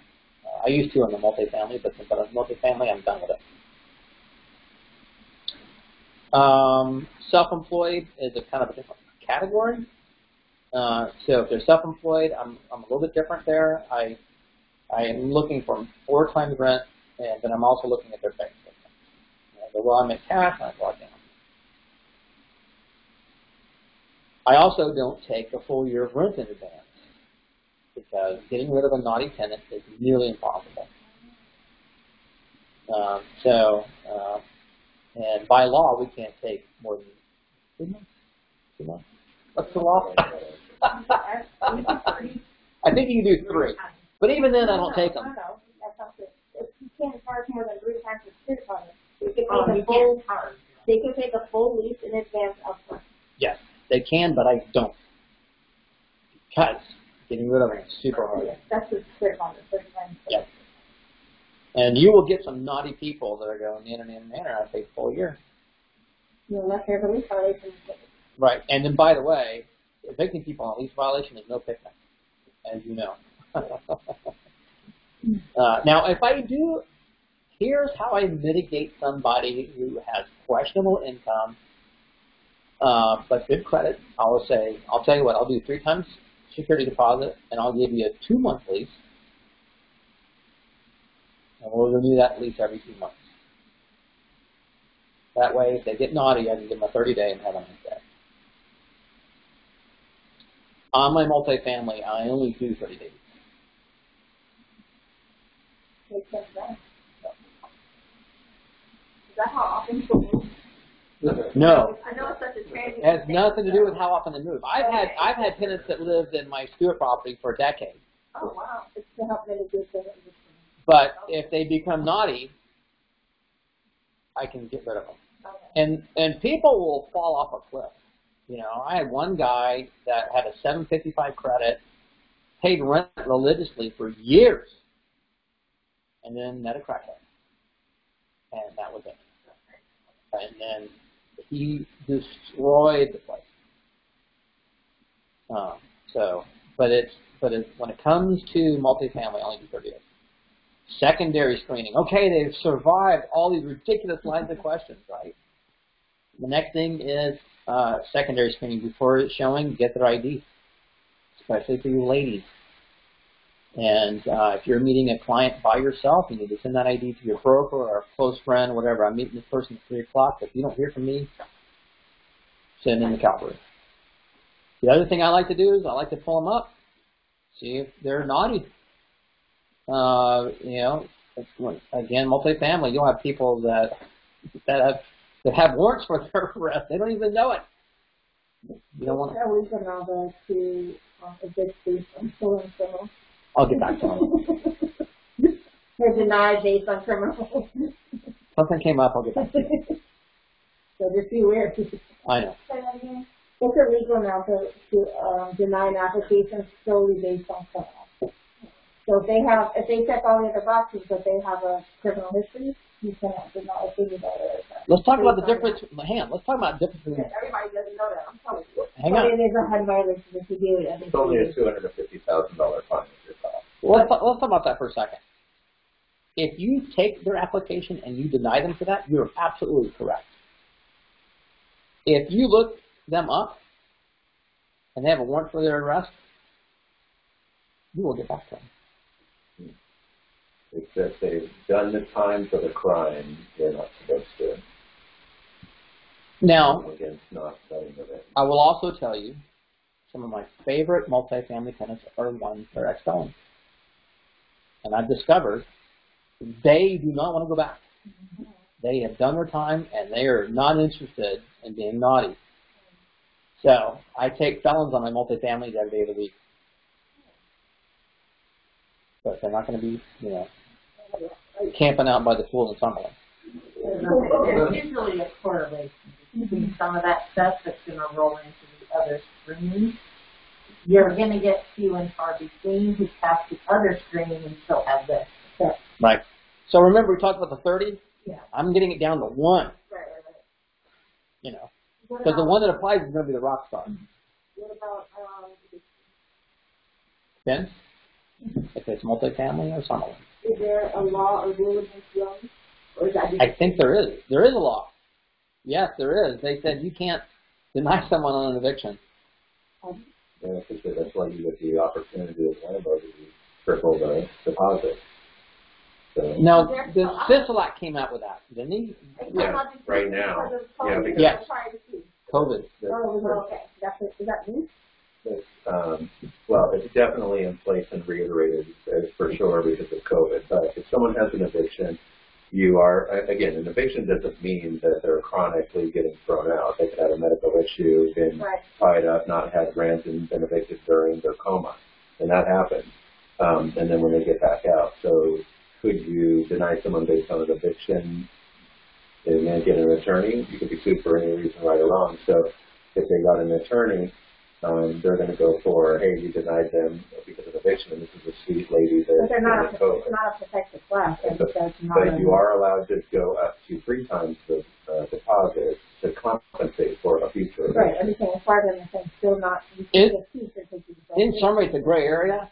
Yeah. And if they're and if they have an eviction, they're not moving into my bling bling properties ever. And Sisolak's current situation is you are not allowed to evict, basically, and for non-payment of rent. But again, now they have to comply with all the CDC forms and whatnot. So there's a little strength for landlord managers.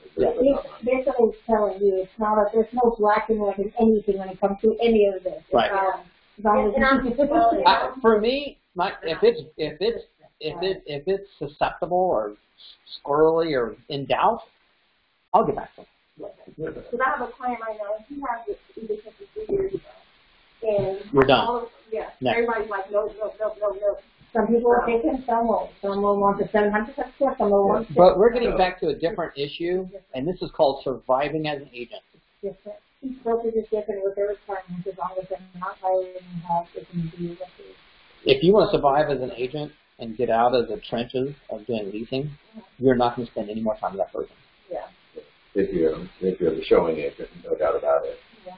If you're the listing side, you would evaluate that based on what was the eviction for, talk to that prior landlord, is he destroying the place, was it just a weird anomaly, are you going to increase the risk factor with the security deposit, and you have to make a business decision. Right. Okay. From a business perspective and a survivability as an agent, you don't have time for that. No. Okay. Okay. Thank you. Showing agents, yeah, absolutely. Next question, or next issue. Civil history, another thing I look at is if they've got a lot of civil cases against them with like cost of the cash loan places. Mm-hmm. Again, these are a lot of issues that you run into mostly with multifamily. Have you seen that? Cash loan civil cases? Mm-hmm. Yeah. Yes, we check that. So when it comes up there on this thing, that's for where they go and they get the cash loans against their checks and stuff. I don't think I've ever seen it. Yep. Yep. I'll look at that. And that's when we get to that's the civil. That's the civil. Yeah, the secondary screen. If I see that, we're done. Yep, we do that. Yep. By the way, their credit. I mean, all these things affect their credit. Because that folder doesn't necessarily come up. It doesn't show you that stuff, even though it's still up there. A folder is not the best when it comes to the screen. That's correct. And they should know. I thought that's another part. They know these guys. Oh my goodness, girlfriend! Oh, you have no idea how many liars are out there. Well, they money in their time. So. No, it's your money and it's your time. It's your gas money. It's your time. All right. Moving on. Background checks, credit. Okay. So we're looking for 3 types of people. People that are rock stars. You know, it's obvious their credit's 760 and everything's golden. Then you get people that are like, wait a minute, 4 months ago they had a bunch of reds on them. What's that all about? And then you get people that are crashing and burning. All of their reds are current. You know, all their delinquencies are recent. So if someone's crashing and burning, you're done with them. If they're in this category where it's questionable, you'd have to, hey, what happened, in 2019? That's always, my husband ran off with a stripper or something like that. I'll tell you, the country Russian songs. I usually don't even listen to them. I'm next. All right. Rent history. Your rent dodgers will tell you 15 reasons why you can't contact that landlord. They died, they ran off, I can't have their phone number. Or they give you the fakey landlord. So, number one, be sure to verify the landlord matches tax record. This is where Spokio comes into play again. So I'm going to verify that the landlord's phone number matches the landlord's email, which matches tax record. Yeah, that's the one I need, because I get that a lot, because we do a lot of multifamily. We get a lot of people who will write the name of the landlord, but then the phone number is false, so you're speaking to their brothers. Oh, yeah, they were the best tenant ever. Absolutely. Their brothers. Right. And you can trip them up. You can ask them questions. Oh, when did they move in? Or, you can kind of. They'll say, I don't have my records in front of me. Yeah. But the Spokio matches the phone number. Yeah, Spokio. It's not that expensive. It's really good. I mean, it's not perfect. I mean, there's some mistakes in it. If you pull it up and search yourself, for example, you're like, well, that's not accurate. You're absolutely correct. It is not completely accurate, but it is a good cross-reference. Is it S-P-O-K-I-E-O? Spokio. I use it all the time. I use it against my owners too. So when you do your rent history, you want to ask, when's the last time they inspected the property? If they've never inspected it, how do you know? Did they give you proper notice? Happens all the time. Oh, they didn't tell me they're moving out. Oops. Did they have any pets? My favorite. Most of my properties don't allow pets, and they're, oh yeah, they had 2 dogs.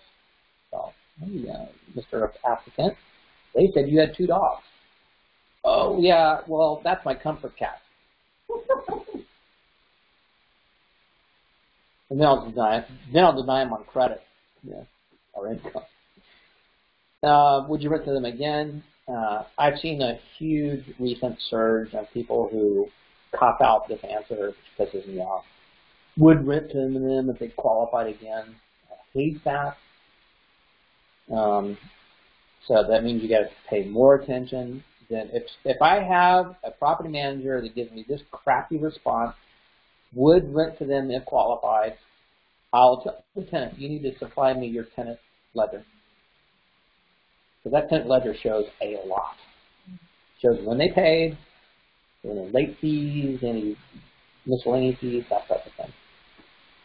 And also, that tenant ledger will also match their leases, right? How much when they moved in, how much they paid.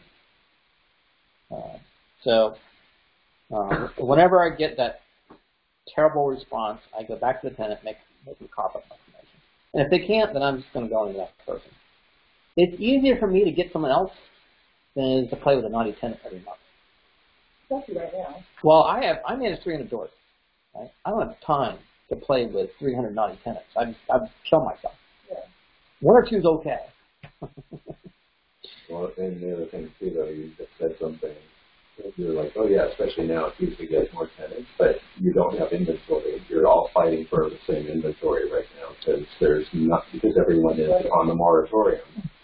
So that's driving even rent prices up for what does come onto the market. So. Right. We can be more choosy right now. Mm-hmm. I don't have anything available, by the way. Yeah. We're literally trying to get owners out of moratorium to get them onto the market as rent. Right, exactly. Okay, tenant uncertainty. If you're not certain, keep the lease short. So if I get a tenant, I'm like, he makes a lot of money, but his credit is crap, but he's in the trades. I'll keep you on a 2-month lease and see how you go. I'll go look at his property. I had an electrician, so trades usually do pretty well in this environment, but his credit was terrible. So I'll tell you what, I'll take you on, I'll risk it, but I'm going to keep your lease short. He's okay with it. Give me a huge security deposit. And I went and visited his property 2 weekends ago. Clean, perfect. Well, pre-COVID, once a year. So COVID has thrown off a lot of processes.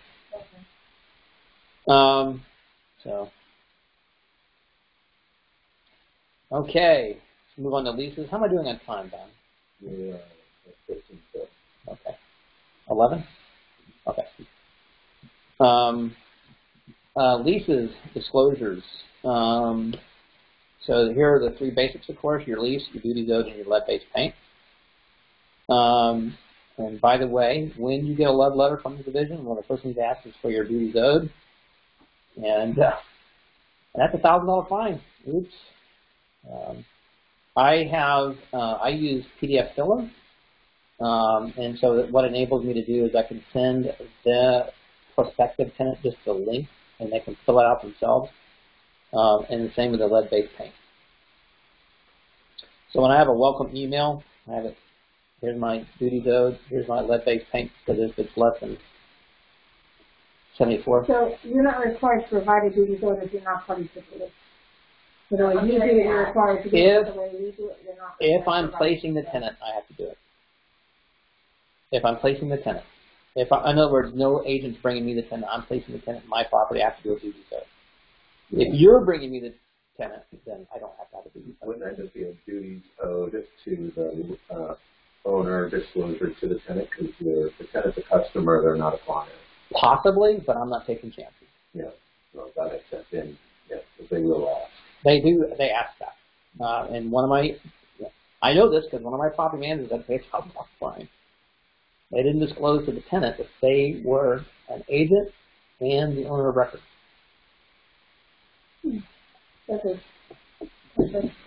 Yeah.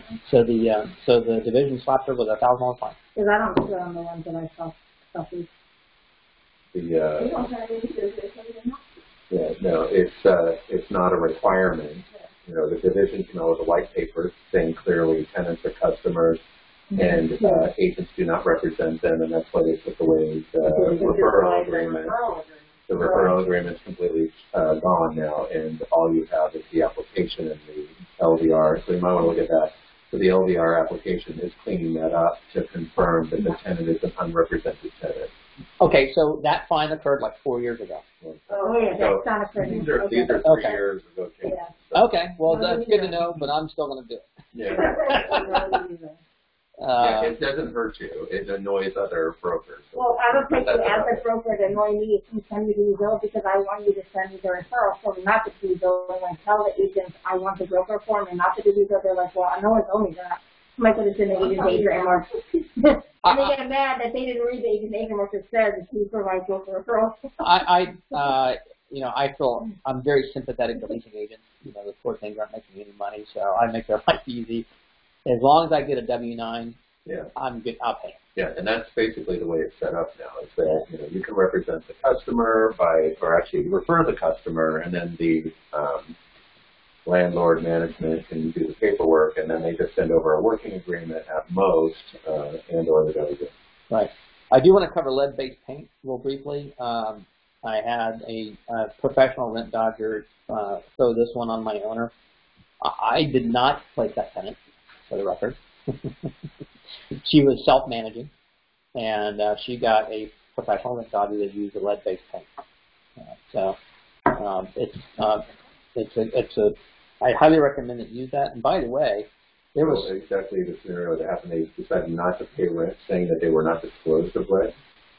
There are. I don't know. Are you using this as a all-inclusive disclosures that are required? So is that would a tenant get away with? Not on the lease. Go ahead. Would a tenant get away with that because it is a state form and a legal requirement for lead-based paint disclosure on that year of a property? At the end of the day, we avoided the whole subject and got them out of the lease. Said, hey, sorry, the owner did not disclose his lead. This is a good opportunity for you to leave. And so they left gracefully. So we never went into court, but it could have. Okay. How are you responsible if it's self-managed? I wasn't. I'm just pointing out that the self-managed owner got herself in a pickle because she didn't have a lead-based tank. My only tip to everybody else is you should prepare that lead-based tank. And I think there's also a case study where someone in Boston's kid died. And I think we put it on almost everything. I don't care when it was built or when they were painted, if their grandmother inherited them and left them paint from 1832. It's not that's actually even better. But I just send. You never know what it's saying. Listen, who knows what the contents are? And then you're absolutely correct. So yours is even better than mine. And we also go through wall licking training, which walls you should not be licking. I tell the client to move and I go, look, just don't lick the walls. Yeah, don't lick the doorknobs. Okay. Leases, I'm not sure if it's on the new LVR form, but home warranty processes, I usually cover that in my leases. Home warranties, driving to drinking. Appliances, I put in my leases the attendants responsible for appliances. Pest same, maintenance, deductibles, renters insurance. Renters insurance is a whole discussion. A lot of competitors make money on renters insurance, which I think is unethical. I allow my tenants to pick renters insurance if they choose it, but on my lease, I'm very specific. When your HVAC fails, not if, when your HVAC fails, or your hot water goes, or your refrigerator destroys that 800 pounds of meat you got in there, we're not paying for it. So if you want that to be compensated, you need to get renter's insurance. I'm very specific, and I use a really kind of a fun example. So if that's important to you, you need to get insurance. And so when they call me and their HVAC goes out, and they go, I want a month of free rent, I'm like, nope, here it is. This is where you elected not to get renter's insurance. They say, yes, you're entitled to it. Can you call your insurance company and get it? No, it's my insurance company. The one that you signed in the lease that you said that you would maintain.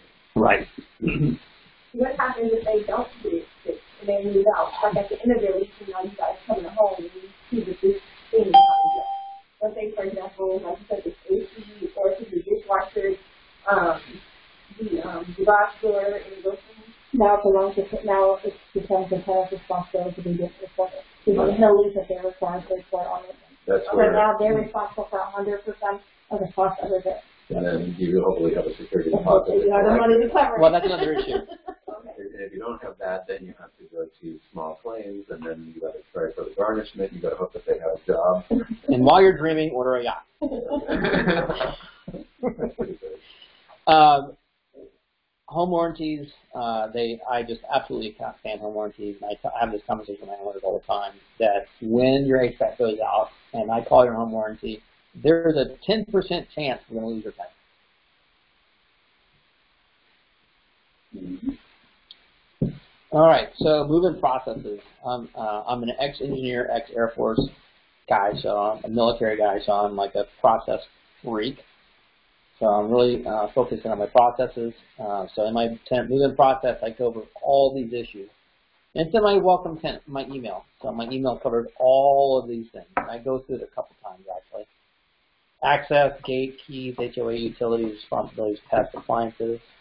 Hey, Jim, my stove doesn't light. Well, did you turn on the gas? Payment procedures, maintenance procedures, and move-in condition. I'm a little different than a lot of my competitors when it comes to walkthroughs or move-ins. I don't do walkthroughs in the move-in. I give my tenants 30 days to find everything wrong. If you can't find it in 30 days, it's a condition that occurred afterwards. But usually on every walkthrough, we do a video. So when our so if you didn't do walkthroughs and you don't have a lease to tenant, how do you turn over possession? lockbox code is 3200. So you just give them the lockbox code and the one-day code or whatever, and this is the day of open door. that's the okay. They'll get their Uber, they'll go to the property, open door, we'll let them in, and you're done. Yeah, because I'm lazy.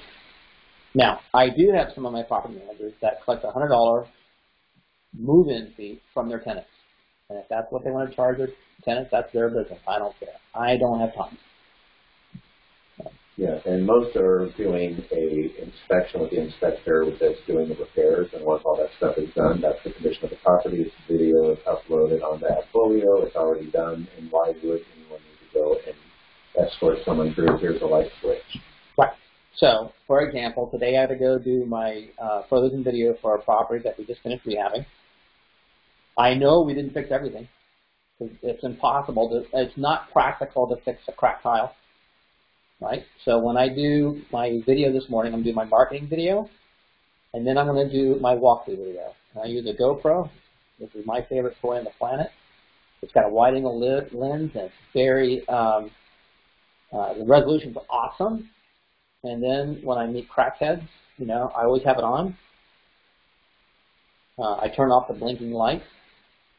So every time I go meet a client, I'm recording. And then when I do my walkthroughs, I do the same thing. I do my inspections, I do the same thing. Because if I go to court and there's a dispute, I'm like, here's the video. And judges look at it. So getting back to walkthroughs, did I answer that question? Yeah, you could even have a news walkthrough. I do.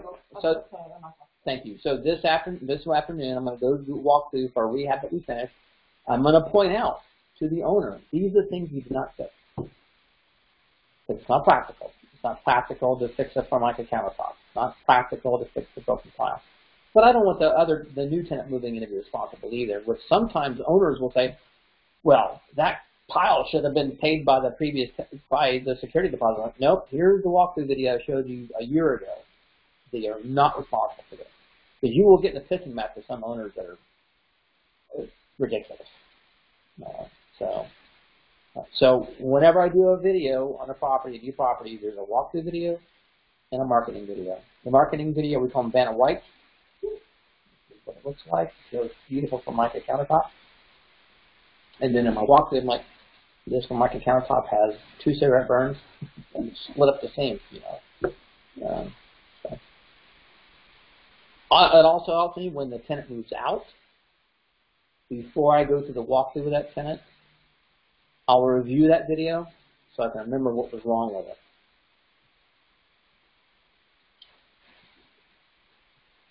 Did I do this right? Did I back up?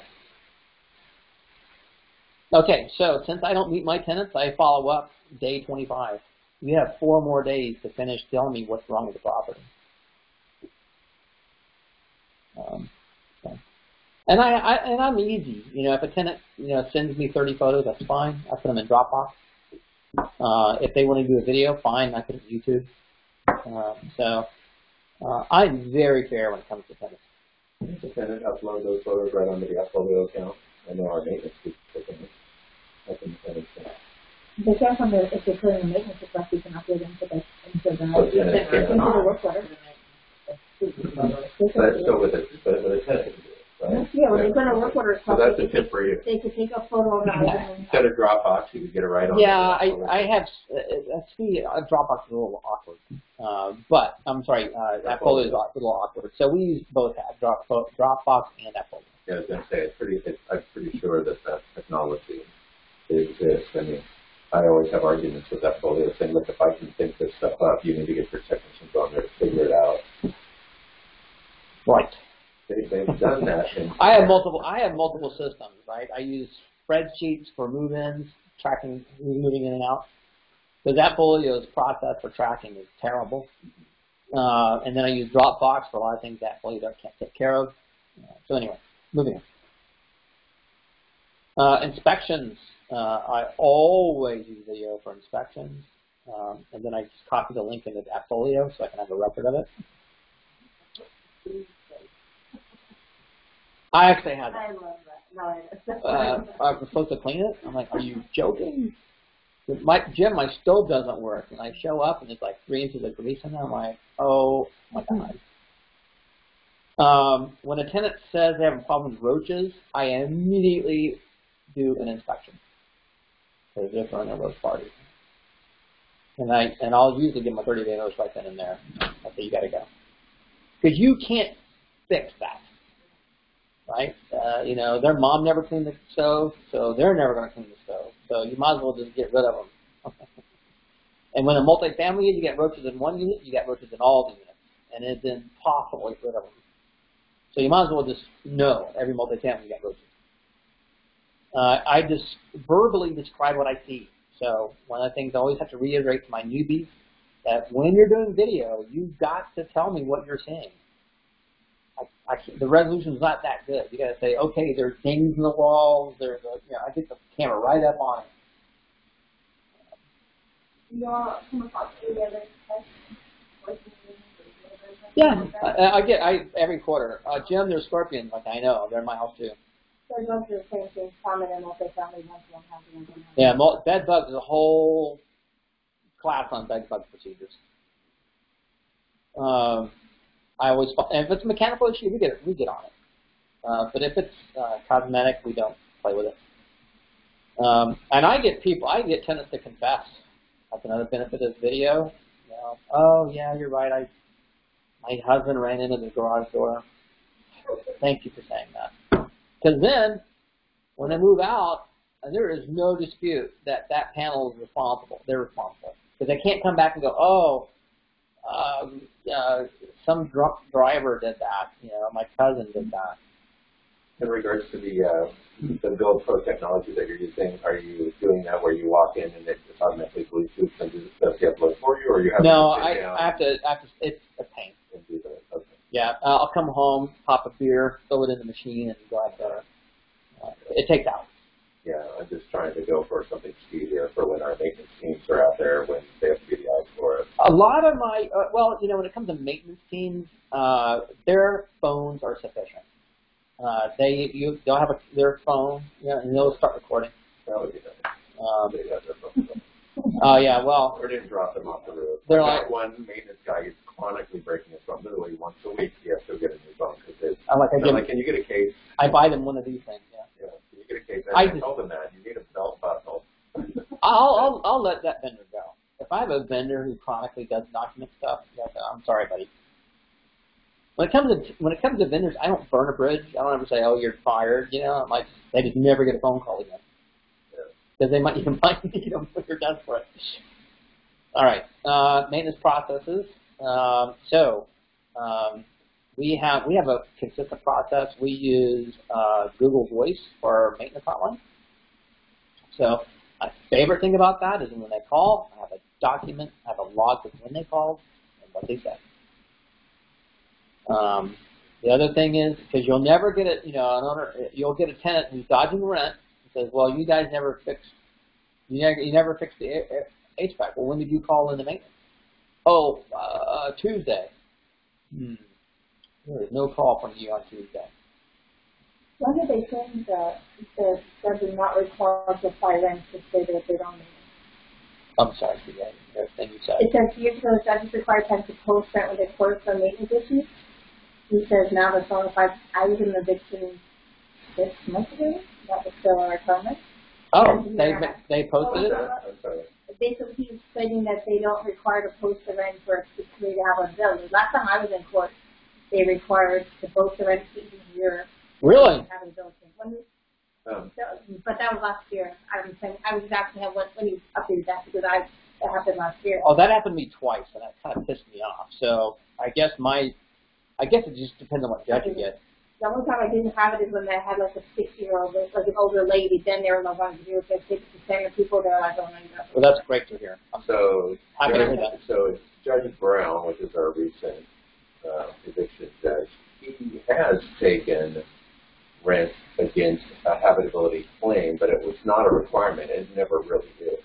It's just it's something that some tenants will do to make sure. And again, it's actually good that tenants that do want to post rent to a judge for habitability are doing it, because then you know they're doing what they can to be legit and want to stay, and then you've got an issue with your landlord. That is so rare, though. It is rare. 95% of the time, they're not even. But it's not anything that's forced. But if in the event that you go to an eviction and there is a habitability and the judge saying at the eviction, here's the story, it says, well, you're going to need to, where's your rent at? Do you have it to be able to pay today or whatnot? And the habitability issues are not a concern. They don't ever have the money, and then you report the eviction. So yeah.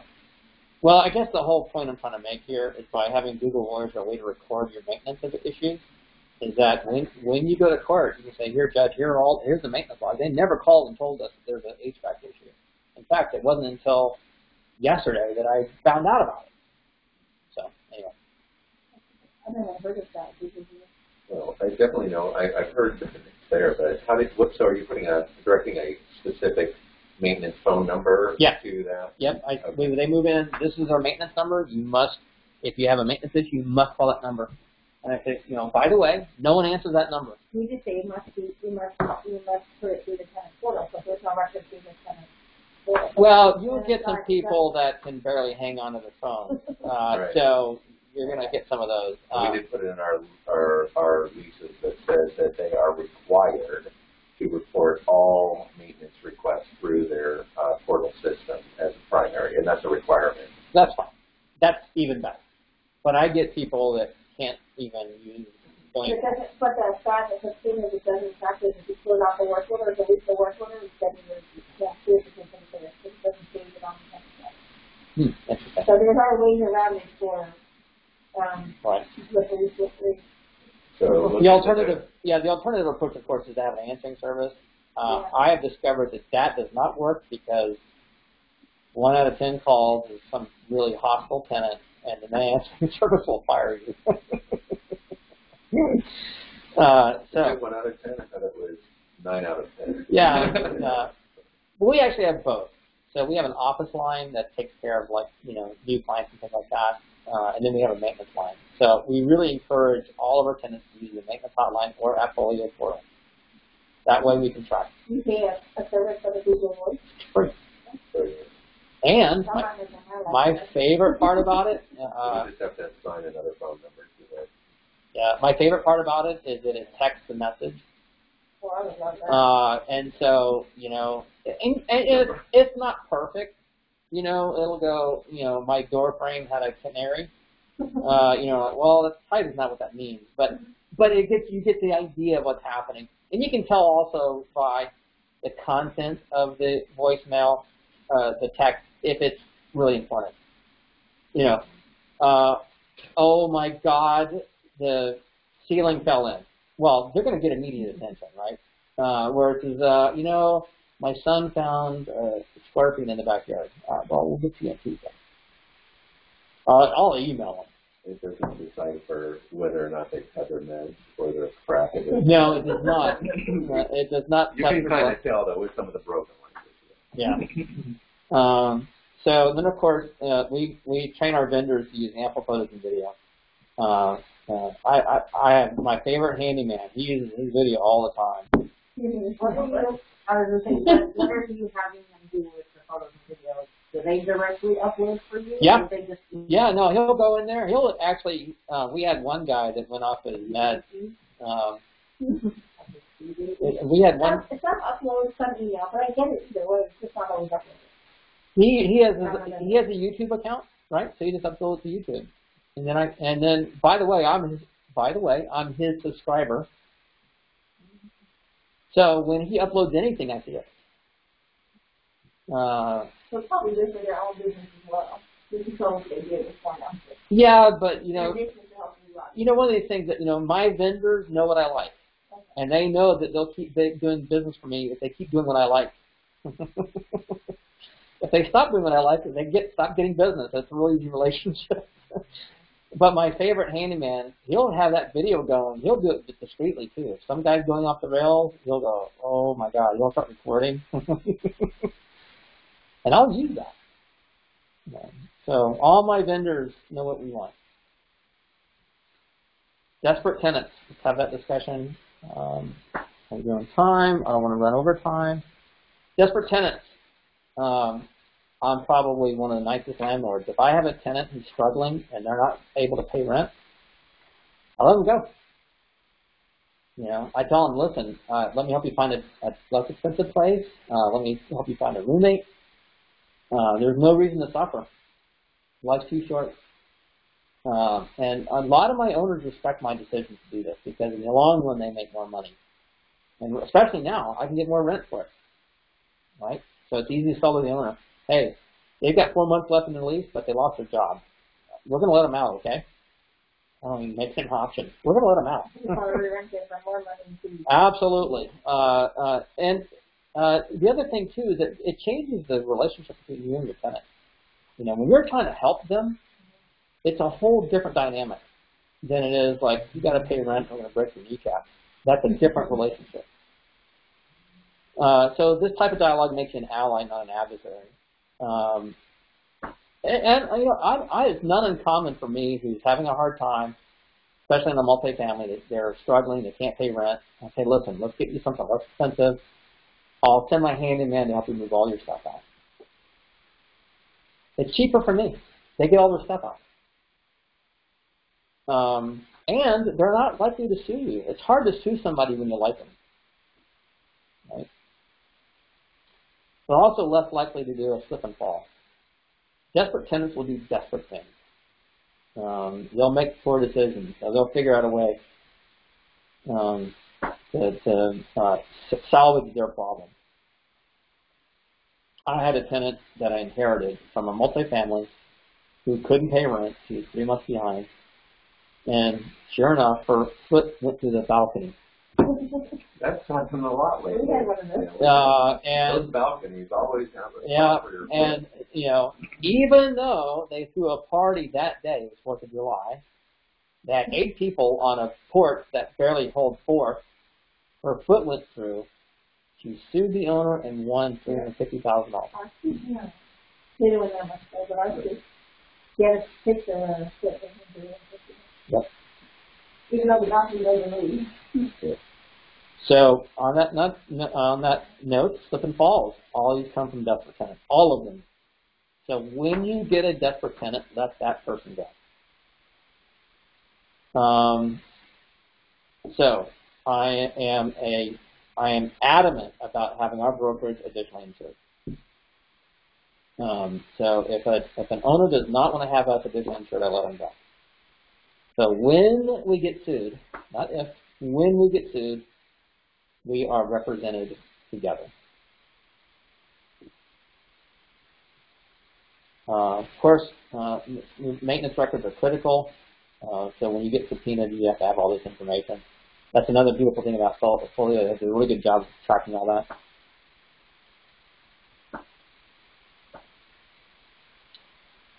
Move outs, security deposits. Probably half my small claims are related to move outs. I had one guy sue me for $200. Dude, it's on. So when you move out your dispositions, I use a spreadsheet showing the owner cost and the tenant cost. I like to show the tenant how much they're paying for these things, and so that they don't try to sweep everything under wear and tear. I try to reach a fair conclusion. I've never lost a small claim on a disposition because we're totally fair. The other thing too is, if a tenant, a really good tenant, will dispute me on a small item, it is not uncommon for me to eat it because that tenant had a great credit score, we had a good relationship, and I'm going to drip on them until they buy a house from us. But that's a brokerage decision. That's something I decide, not. So it's not uncommon for me to eat $50, $100 here and there because that tenant is going to be on fire. Evictions and lawsuits. Documentation respectful along the way. One of my favorite stories is I evicted somebody about 12 years ago. I really tried to help that person out, and but he just stuck his head in the sand and would not leave, and we had to evict him. But I treated him with respect the entire process, was very cordial to him, not disrespectful. And then 3 years ago, he walked into Starbucks and recognized me. I didn't recognize him, so I was, well, that guy's staring at me. He walks up to me and says, "Hey, Jim, you probably don't remember me. You evicted me 12 years ago." I'm like, uh-oh. He goes, "Listen, you really did it fairly, and I respect what you did, and no hard feelings." I'm like, "Oh, Jesus." We actually became Facebook friends. We did something wrong. I'm going to give you an example where we did something wrong. We had a tenant move out of a multifamily. The torn bit couch was infested with roaches. So my maintenance guy dragged the couch out to the dumpster. That tenant sued me $4,000 for that couch. And won. Even though we had no receipts that he paid $4,000 for this couch. Thankfully, we appealed it and he didn't show. But it cost me $500 less. It was a $500 lesson. So when you evict people, you got to store that crap for 30 days. Roaches and all. Roaches and all. Now, there's some tips and techniques. And then if you take it to a storage where you have to have roach infestation, pest control, add all that. If it's a house, we drag it into the garage. Usually what I do is, hey, look, Mr. Tenant, I text them. Mr. Tenant, you left a bunch of stuff in the house. You know, I might describe some of it. I said, you have a choice. You can come pick it up next Saturday, or you can pay $1,000 storage fee. What would you prefer? And they'll go, oh, we don't want it. Oh, thank you. Got it in the text. Have a nice day. Yeah, at the time of the eviction, it's always good to show up with the forms to say, here's how you can get any belongings that are left behind, and these are your options, and make them sign it right there when you're responsible. That's an interesting way, but I've never done it. I had someone 6 months later claiming that I evicted them on Christmas, and it was Christmas Eve. He was totally off a day, but it was Christmas Eve. But anyway, the hospital closed on Christmas Day. he first did like $10,000 worth of things that were missing, but it was 6 months later that he applied for them, so I had to show all of the disposition timelines and whatnot. So where were you for 6 months? He was just coming in. How long did it take to reach a place? Depends. It depends on how good they are. There's so many ifs. That's a whole other class. If it's for DNF clients, it could be months because they're usually skilled at it. Right. They know the laws better than some. If you have a rent dodger, it'll take a long time. Okay. But anyway, that's a whole class. Thankfully, I don't evict that many people anymore. So if they have a garage, I put it in the garage. I call it up in the living room. I usually, I'll say, hey, listen, you want me to have my handyman help you move some of that stuff out? Because it's cheaper than occupying the house for 30 days. So I'll throw that handyman $100. Of course, video. Everything's video. Errors and omissions onto a different subject. In my opinion, these have dubious value. I have never met anyone that's got a successful claim from E&O. Maybe you guys are an exception. Have you guys ever had an E&O claim? No, I've never had a claim. The number one reason I don't do E&O is it doesn't protect you from the real estate division. And the biggest gorilla in Nevada, it's the real estate division, not some tenant.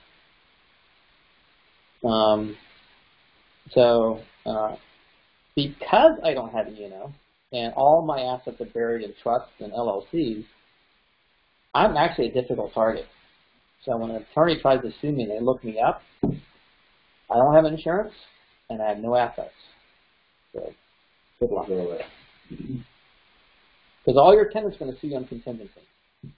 And then once the attorneys discover there's nothing to get, I thought you referred to as a broker or representing the security unit. Nope. It's not a requirement. I thought the broker was But you have to have it for some REO accounts. So if you have Bank of America that wants you to represent their property or sell their property, they will make you get E&O. What is what is the broker mindset behind requiring every one of their realtors to have their submissions? Or are we only strictly speaking about property management? No, it's everybody. It's just a common belief that it's required. It is a common belief. I'm a Berkshire, so we've got all of our locations. We're all armored up with it. Well, you've got a franchise, so you're you're a different program. I'm an independent road mom and pop. I can do whatever the heck I want. Kind of. Well, that kind of explains why you'll see some of the advertisements when they're doing soliciting where they say, no email costs with our brokerage or whatnot. Or, it's just not paying it. Well, it's not their target. I mean, I was going to say with Berkshire, they've got tidal waves of claims against them at any given moment, and it's because they look like they're fully. That is correct. I have an example where this guy is trying to sue me currently, or tried to. And he goes, well, you have insurance that'll cover this. I'm like, no, I don't. Good luck. He went away because his attorney says there's nothing there. No one's going to settle. How do you protect the brokerage itself? Is it the limited liability umbrella that helps with that? It's the additional insurance. If anyone's going to sue me, it's going to be a tenant. And that owner's insurance is going to cover me. So the broker or the broker should have their personal assets and stuff in their own too. Absolutely. If they get sued, they're not protected. That is correct. But if they have, they could be protected by the court opinion, but they may or may not be if they don't. The personal assets may not be. That is correct. Limestone Investment doesn't own anything. It owns just coffee cups. Good luck. You can have it. Okay, lawsuit preparation. When you get sued, usually you can smell them coming. It's a hostile tenant, and when I get a tenant who says, I'm going to call my attorney, I'm like, okay, let's do it. Let's rock. So I start preparing. I get together all my documents.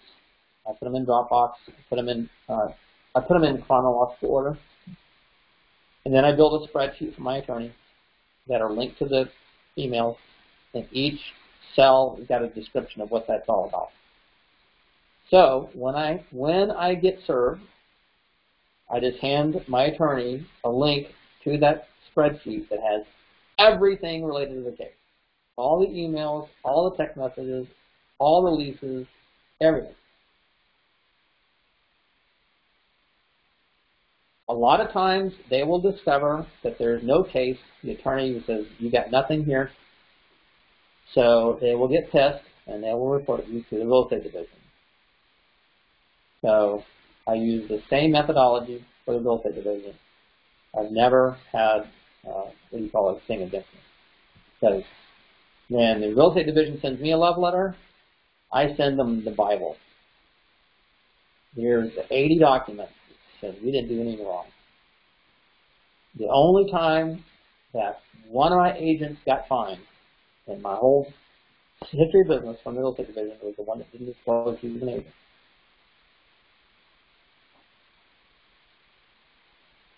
I have had one of the fines. Yeah. I had a client that was in a coma and couldn't respond to a short sale addendum, and the real estate division said I should do better communication with my client, and I had a $500 fine, and I would argue with them, and she goes, we could either have you pay a $500 fine and make it go away, or we can open up your file and look for other areas of mistakes. And right. That's bullshit. Yeah, listen, the division, they have teeth. They're like the Gestapo. They are. So if they give you an opportunity to pay a fine, pay it and move on. Yeah. Yeah, but it was really disappointing because it was, there was all the proof that the client was in a coma, and there was no way to do a response. I have Jan Hawley in my phone. So when he calls me, I answer. Yeah, and that's the thing. He even says, if I'm calling, just make sure that you answer because I'm usually calling to help you. And he is. And right. And so when I get a phone call from Jan Hawley, he'll go, so what's going on here? And I'll tell him, this doesn't happen. He goes, okay. And then I won't even get a love letter. So let's talk about safety.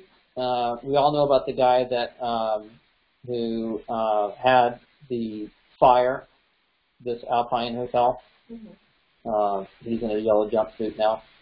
Oh, really? Do you know him? I believe so. I think he's incarcerated. Oh, wow.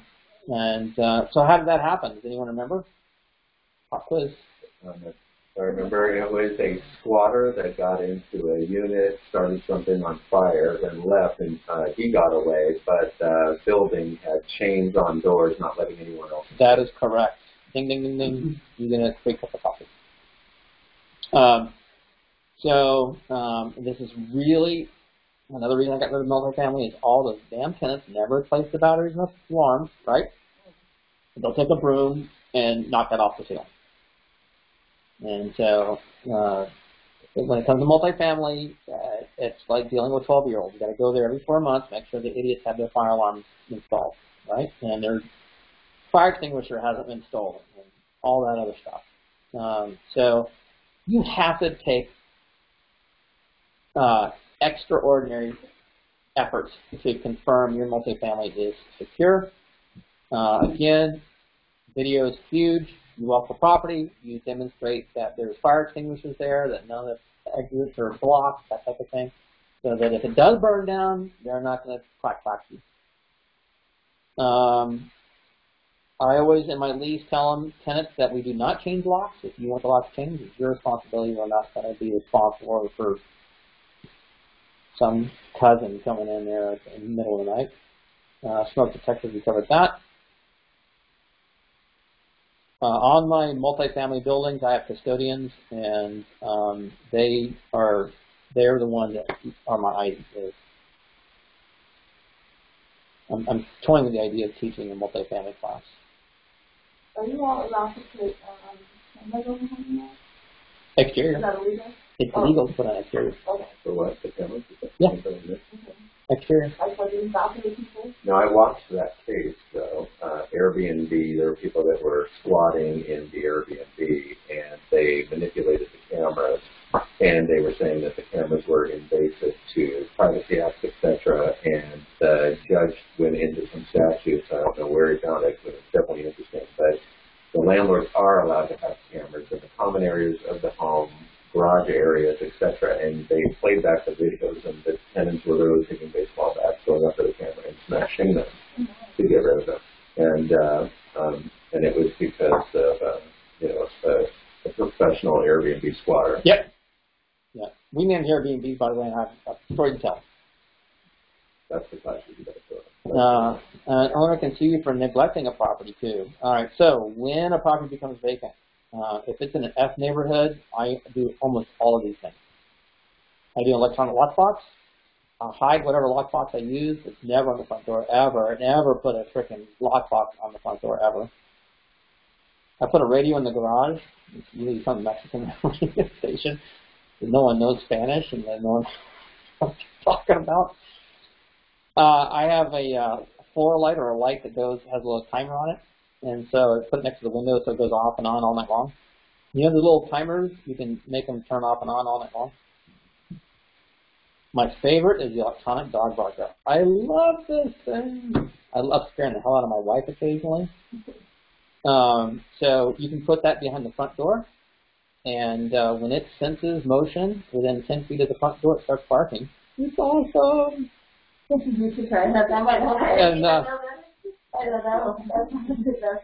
now, it does freak out showing agents. Can we put the recordings of our clients that are in F properties that cut us out, and then that be the dog barker? I will get because there's some clients that are scarier than any dog. Well, here's where your radio comes into play. If you got your radio on and they can hear it from the front door, most leasing agents will text or email me, "Hey Jim, I think there's someone at your property." No, I'm glad you called. That's okay. And don't freak out when the dog barks. Another one is old boots. People throw away boots and shoes all the time. I keep them in my truck. I just put them on the doorstep. Yeah.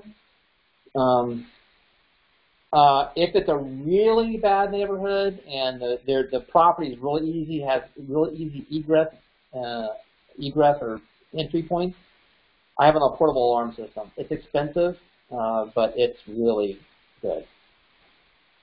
Can you turn off the electronic dog barker for the family? Yeah, I just tell them to unplug it, and then when you leave, plug it back in. It works. I had one property. where the neighbor said, "Hey, Jim, I think someone broke into your property, and the window next to the front door is broken." So I went to the property. My dog barker goes off. So what happened was they broke the window, heard the dog, and this guy skedaddled. Love this thing. I have my anti-theft, my anti-squatter bag. It's got all these things in it. Anti-squatter bag.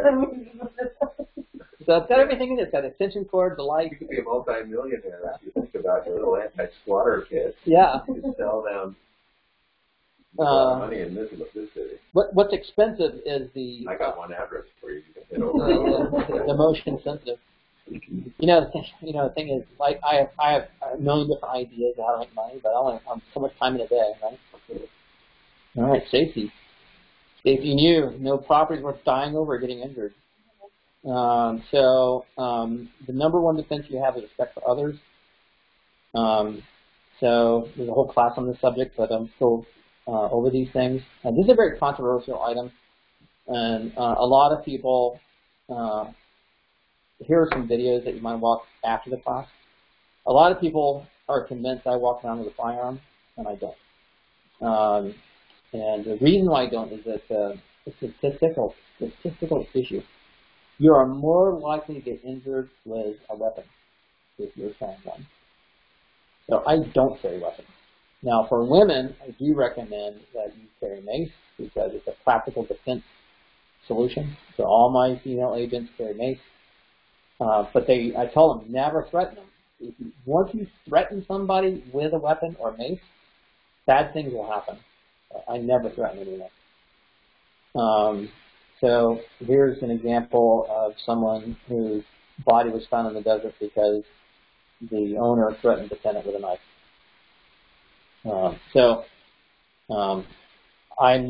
I always tell my property managers never, ever, ever carry weapons because I don't want to go find them in the desert.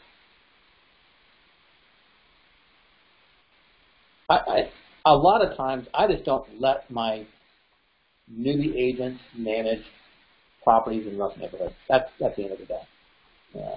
So, when you start managing properties, you should be very discerning about where you manage. Well, the thing is, if I don't know where you're from. I grew up in really, really rough neighborhoods. So I have no problem dealing with crackheads and squatters and homeless people. Now, if you grew up in Disneyland and you've never run into a crackhead, then you need to stay away from crackheads because they can smell fear. And if you show fear, they will come at you. No,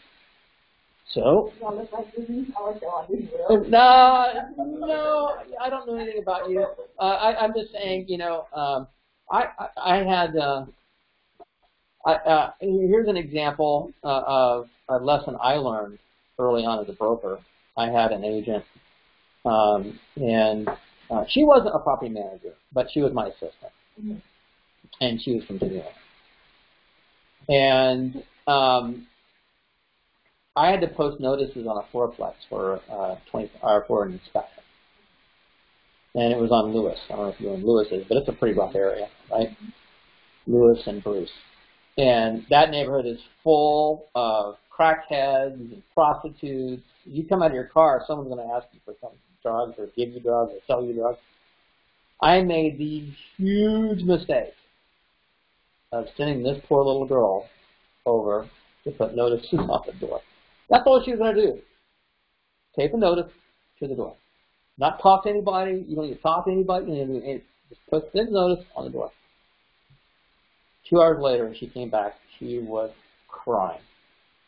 She was like, "Oh my God!" And it took me hours to calm her down. And I said, it's my mistake. I should know better. So my lesson learned was I never send Cinderellas to these old properties because they'll get eaten. I'll find a bag of bones. Literally. All right, so I'm going to summarize this, and then I think I'm okay with time. So let's go to the summary real quick. Number one is you don't want every customer, right? You want to avoid over-leveraged or stressed owners. Make sure you go over frequent asked questions with your client. Avoid multifamily unless you have experience. Have a consistent checklist on onboarding clients, and never be afraid to let people go. I tell all my property managers, if you don't like a client, let them go. I never tell my property managers they have to have a client. I have to have a specific client. I walk them through Dear John letters. This is how you do a Dear John letter. All right. Tenants. You want to screen out your rent dodgers and your desperate tenants. Their background checks obviously include credit reports, income verification, and rent history, clearly. You need to go through your leases, and you need to be thorough with your leases. Make your move-in processes consistent. So whether you do a remote walkthrough or you do your checklist, that's fine. Just be consistent. I believe inspections should be mandatory. Because you're going to find all kind of scary tenants. And you don't want to renew their lease if they're destroying the place. If you renew somebody's lease and you didn't do an inspection, that owner can sue you. Maintenance process needs to be thorough and clean. I'm a big fan of Google Text or Google Voice. Desperate tenants. If you get a desperate tenant, cut them loose. There's no reason to hold a tenant hostage.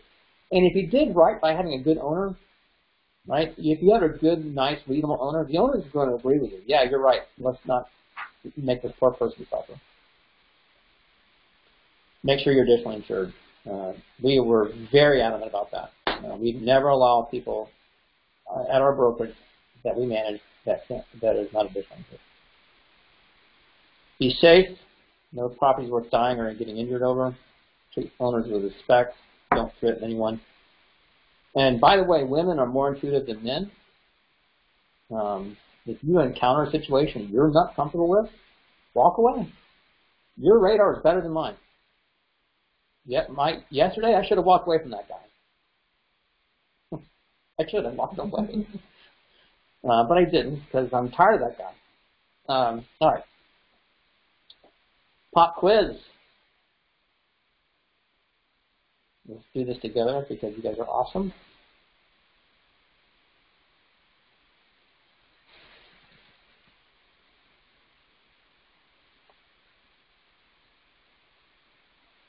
Okay, why are multifamilies difficult to manage? They're difficult, they're big, dangerous neighborhoods, often in old and trades won't work on them. Profit margins are thin. All of the above. Why are over-leveraged owners dangerous? They may not be able to afford repairs. They may not. All of the above. Okay. How can you avoid being sued for a tenant's car being towed? Have cars over in 4 Pluses. By giving them a copy of the CC&Rs. How is it? That's one way. What's the other way? If they don't live in so we, in our multifamily, we tow for like if the part is run or inoperable, you sticker a photo that you sticker that's going to be towed, and then you tow. You're going to look, I posted a sticker, there's a photo or the video of the sticker. I gave you notice and we tow. Right. So as long as you disclose it going to tow, they have the right to tow and tow on your property that you don't have your tracking, then you can get sued for it. I'm a little simpler than that. I know which part. But not all have CC&R, so in your property well, absolutely. So what I do is I know that car belongs to Unit C because it's parked in Unit C space, right?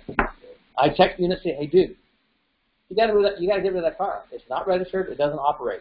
I'm going to give you 10 days to do something with that car. If you don't, I'm going to tow it. And I usually give them 2 weeks. And then I'll sticker it, and then I'll tow it. Yeah, but if you don't know, because you're open parking, you could be sorry on the... Well, when it comes to multifamily, I always do designated parking. We've gotten, calls things where I'm trying to see if you can my car and Are you all liable for the lot, or how does that work? You're liable for everything on the property. And in the event that you have a vehicle that's inoperable, what will happen is a little kid will go to an inoperable vehicle, reach for their toy underneath, get bit by some black widows. That's the landlord's cost right there. Yeah, and or you seen like someone has a window that's broken and it's just down. That's also an issue of an unsafety thing, because I've seen homeless people. Yeah, or homeless people. There's a situation where a kid climbed into a car, went to get something out of the back seat, and when he went over, the back seat fell on him and crushed the kid and killed him in the car. So landlords are liable for all of that. Yeah, unoperable vehicles are a liability, and it pisses off the other tenant because they can't park. But I always mark my parking spots because then it also eliminates disputes among tenants. Who parks there? And also it says, oh, it's C. Dude, you got to move that car.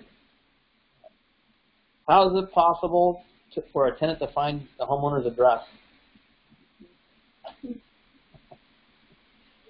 All of the above, right?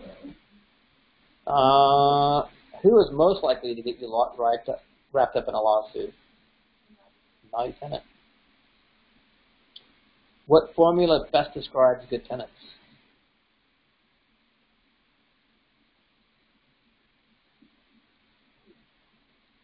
C. More prospects equal more tenants to choose from, which equals better tenants. What's the most important disclosure you should have signed by a tenant? Yeah. What is the most valuable tool for a walkthrough or inspection? Video. Good buddy. What could get you 50 years in prison?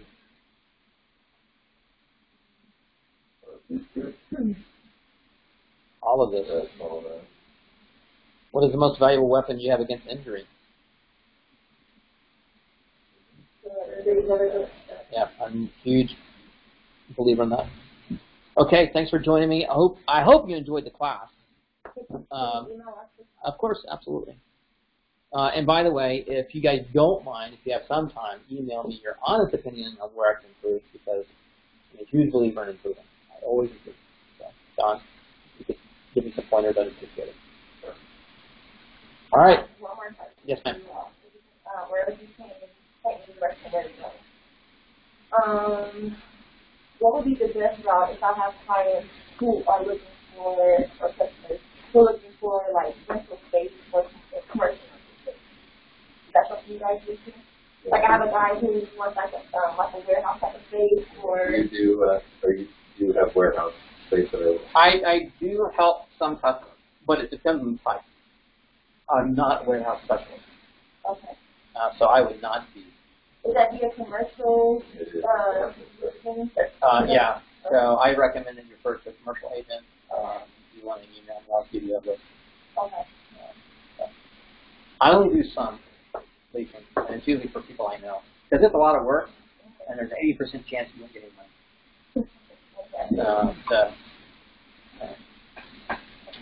Okay, I have your certificate for that.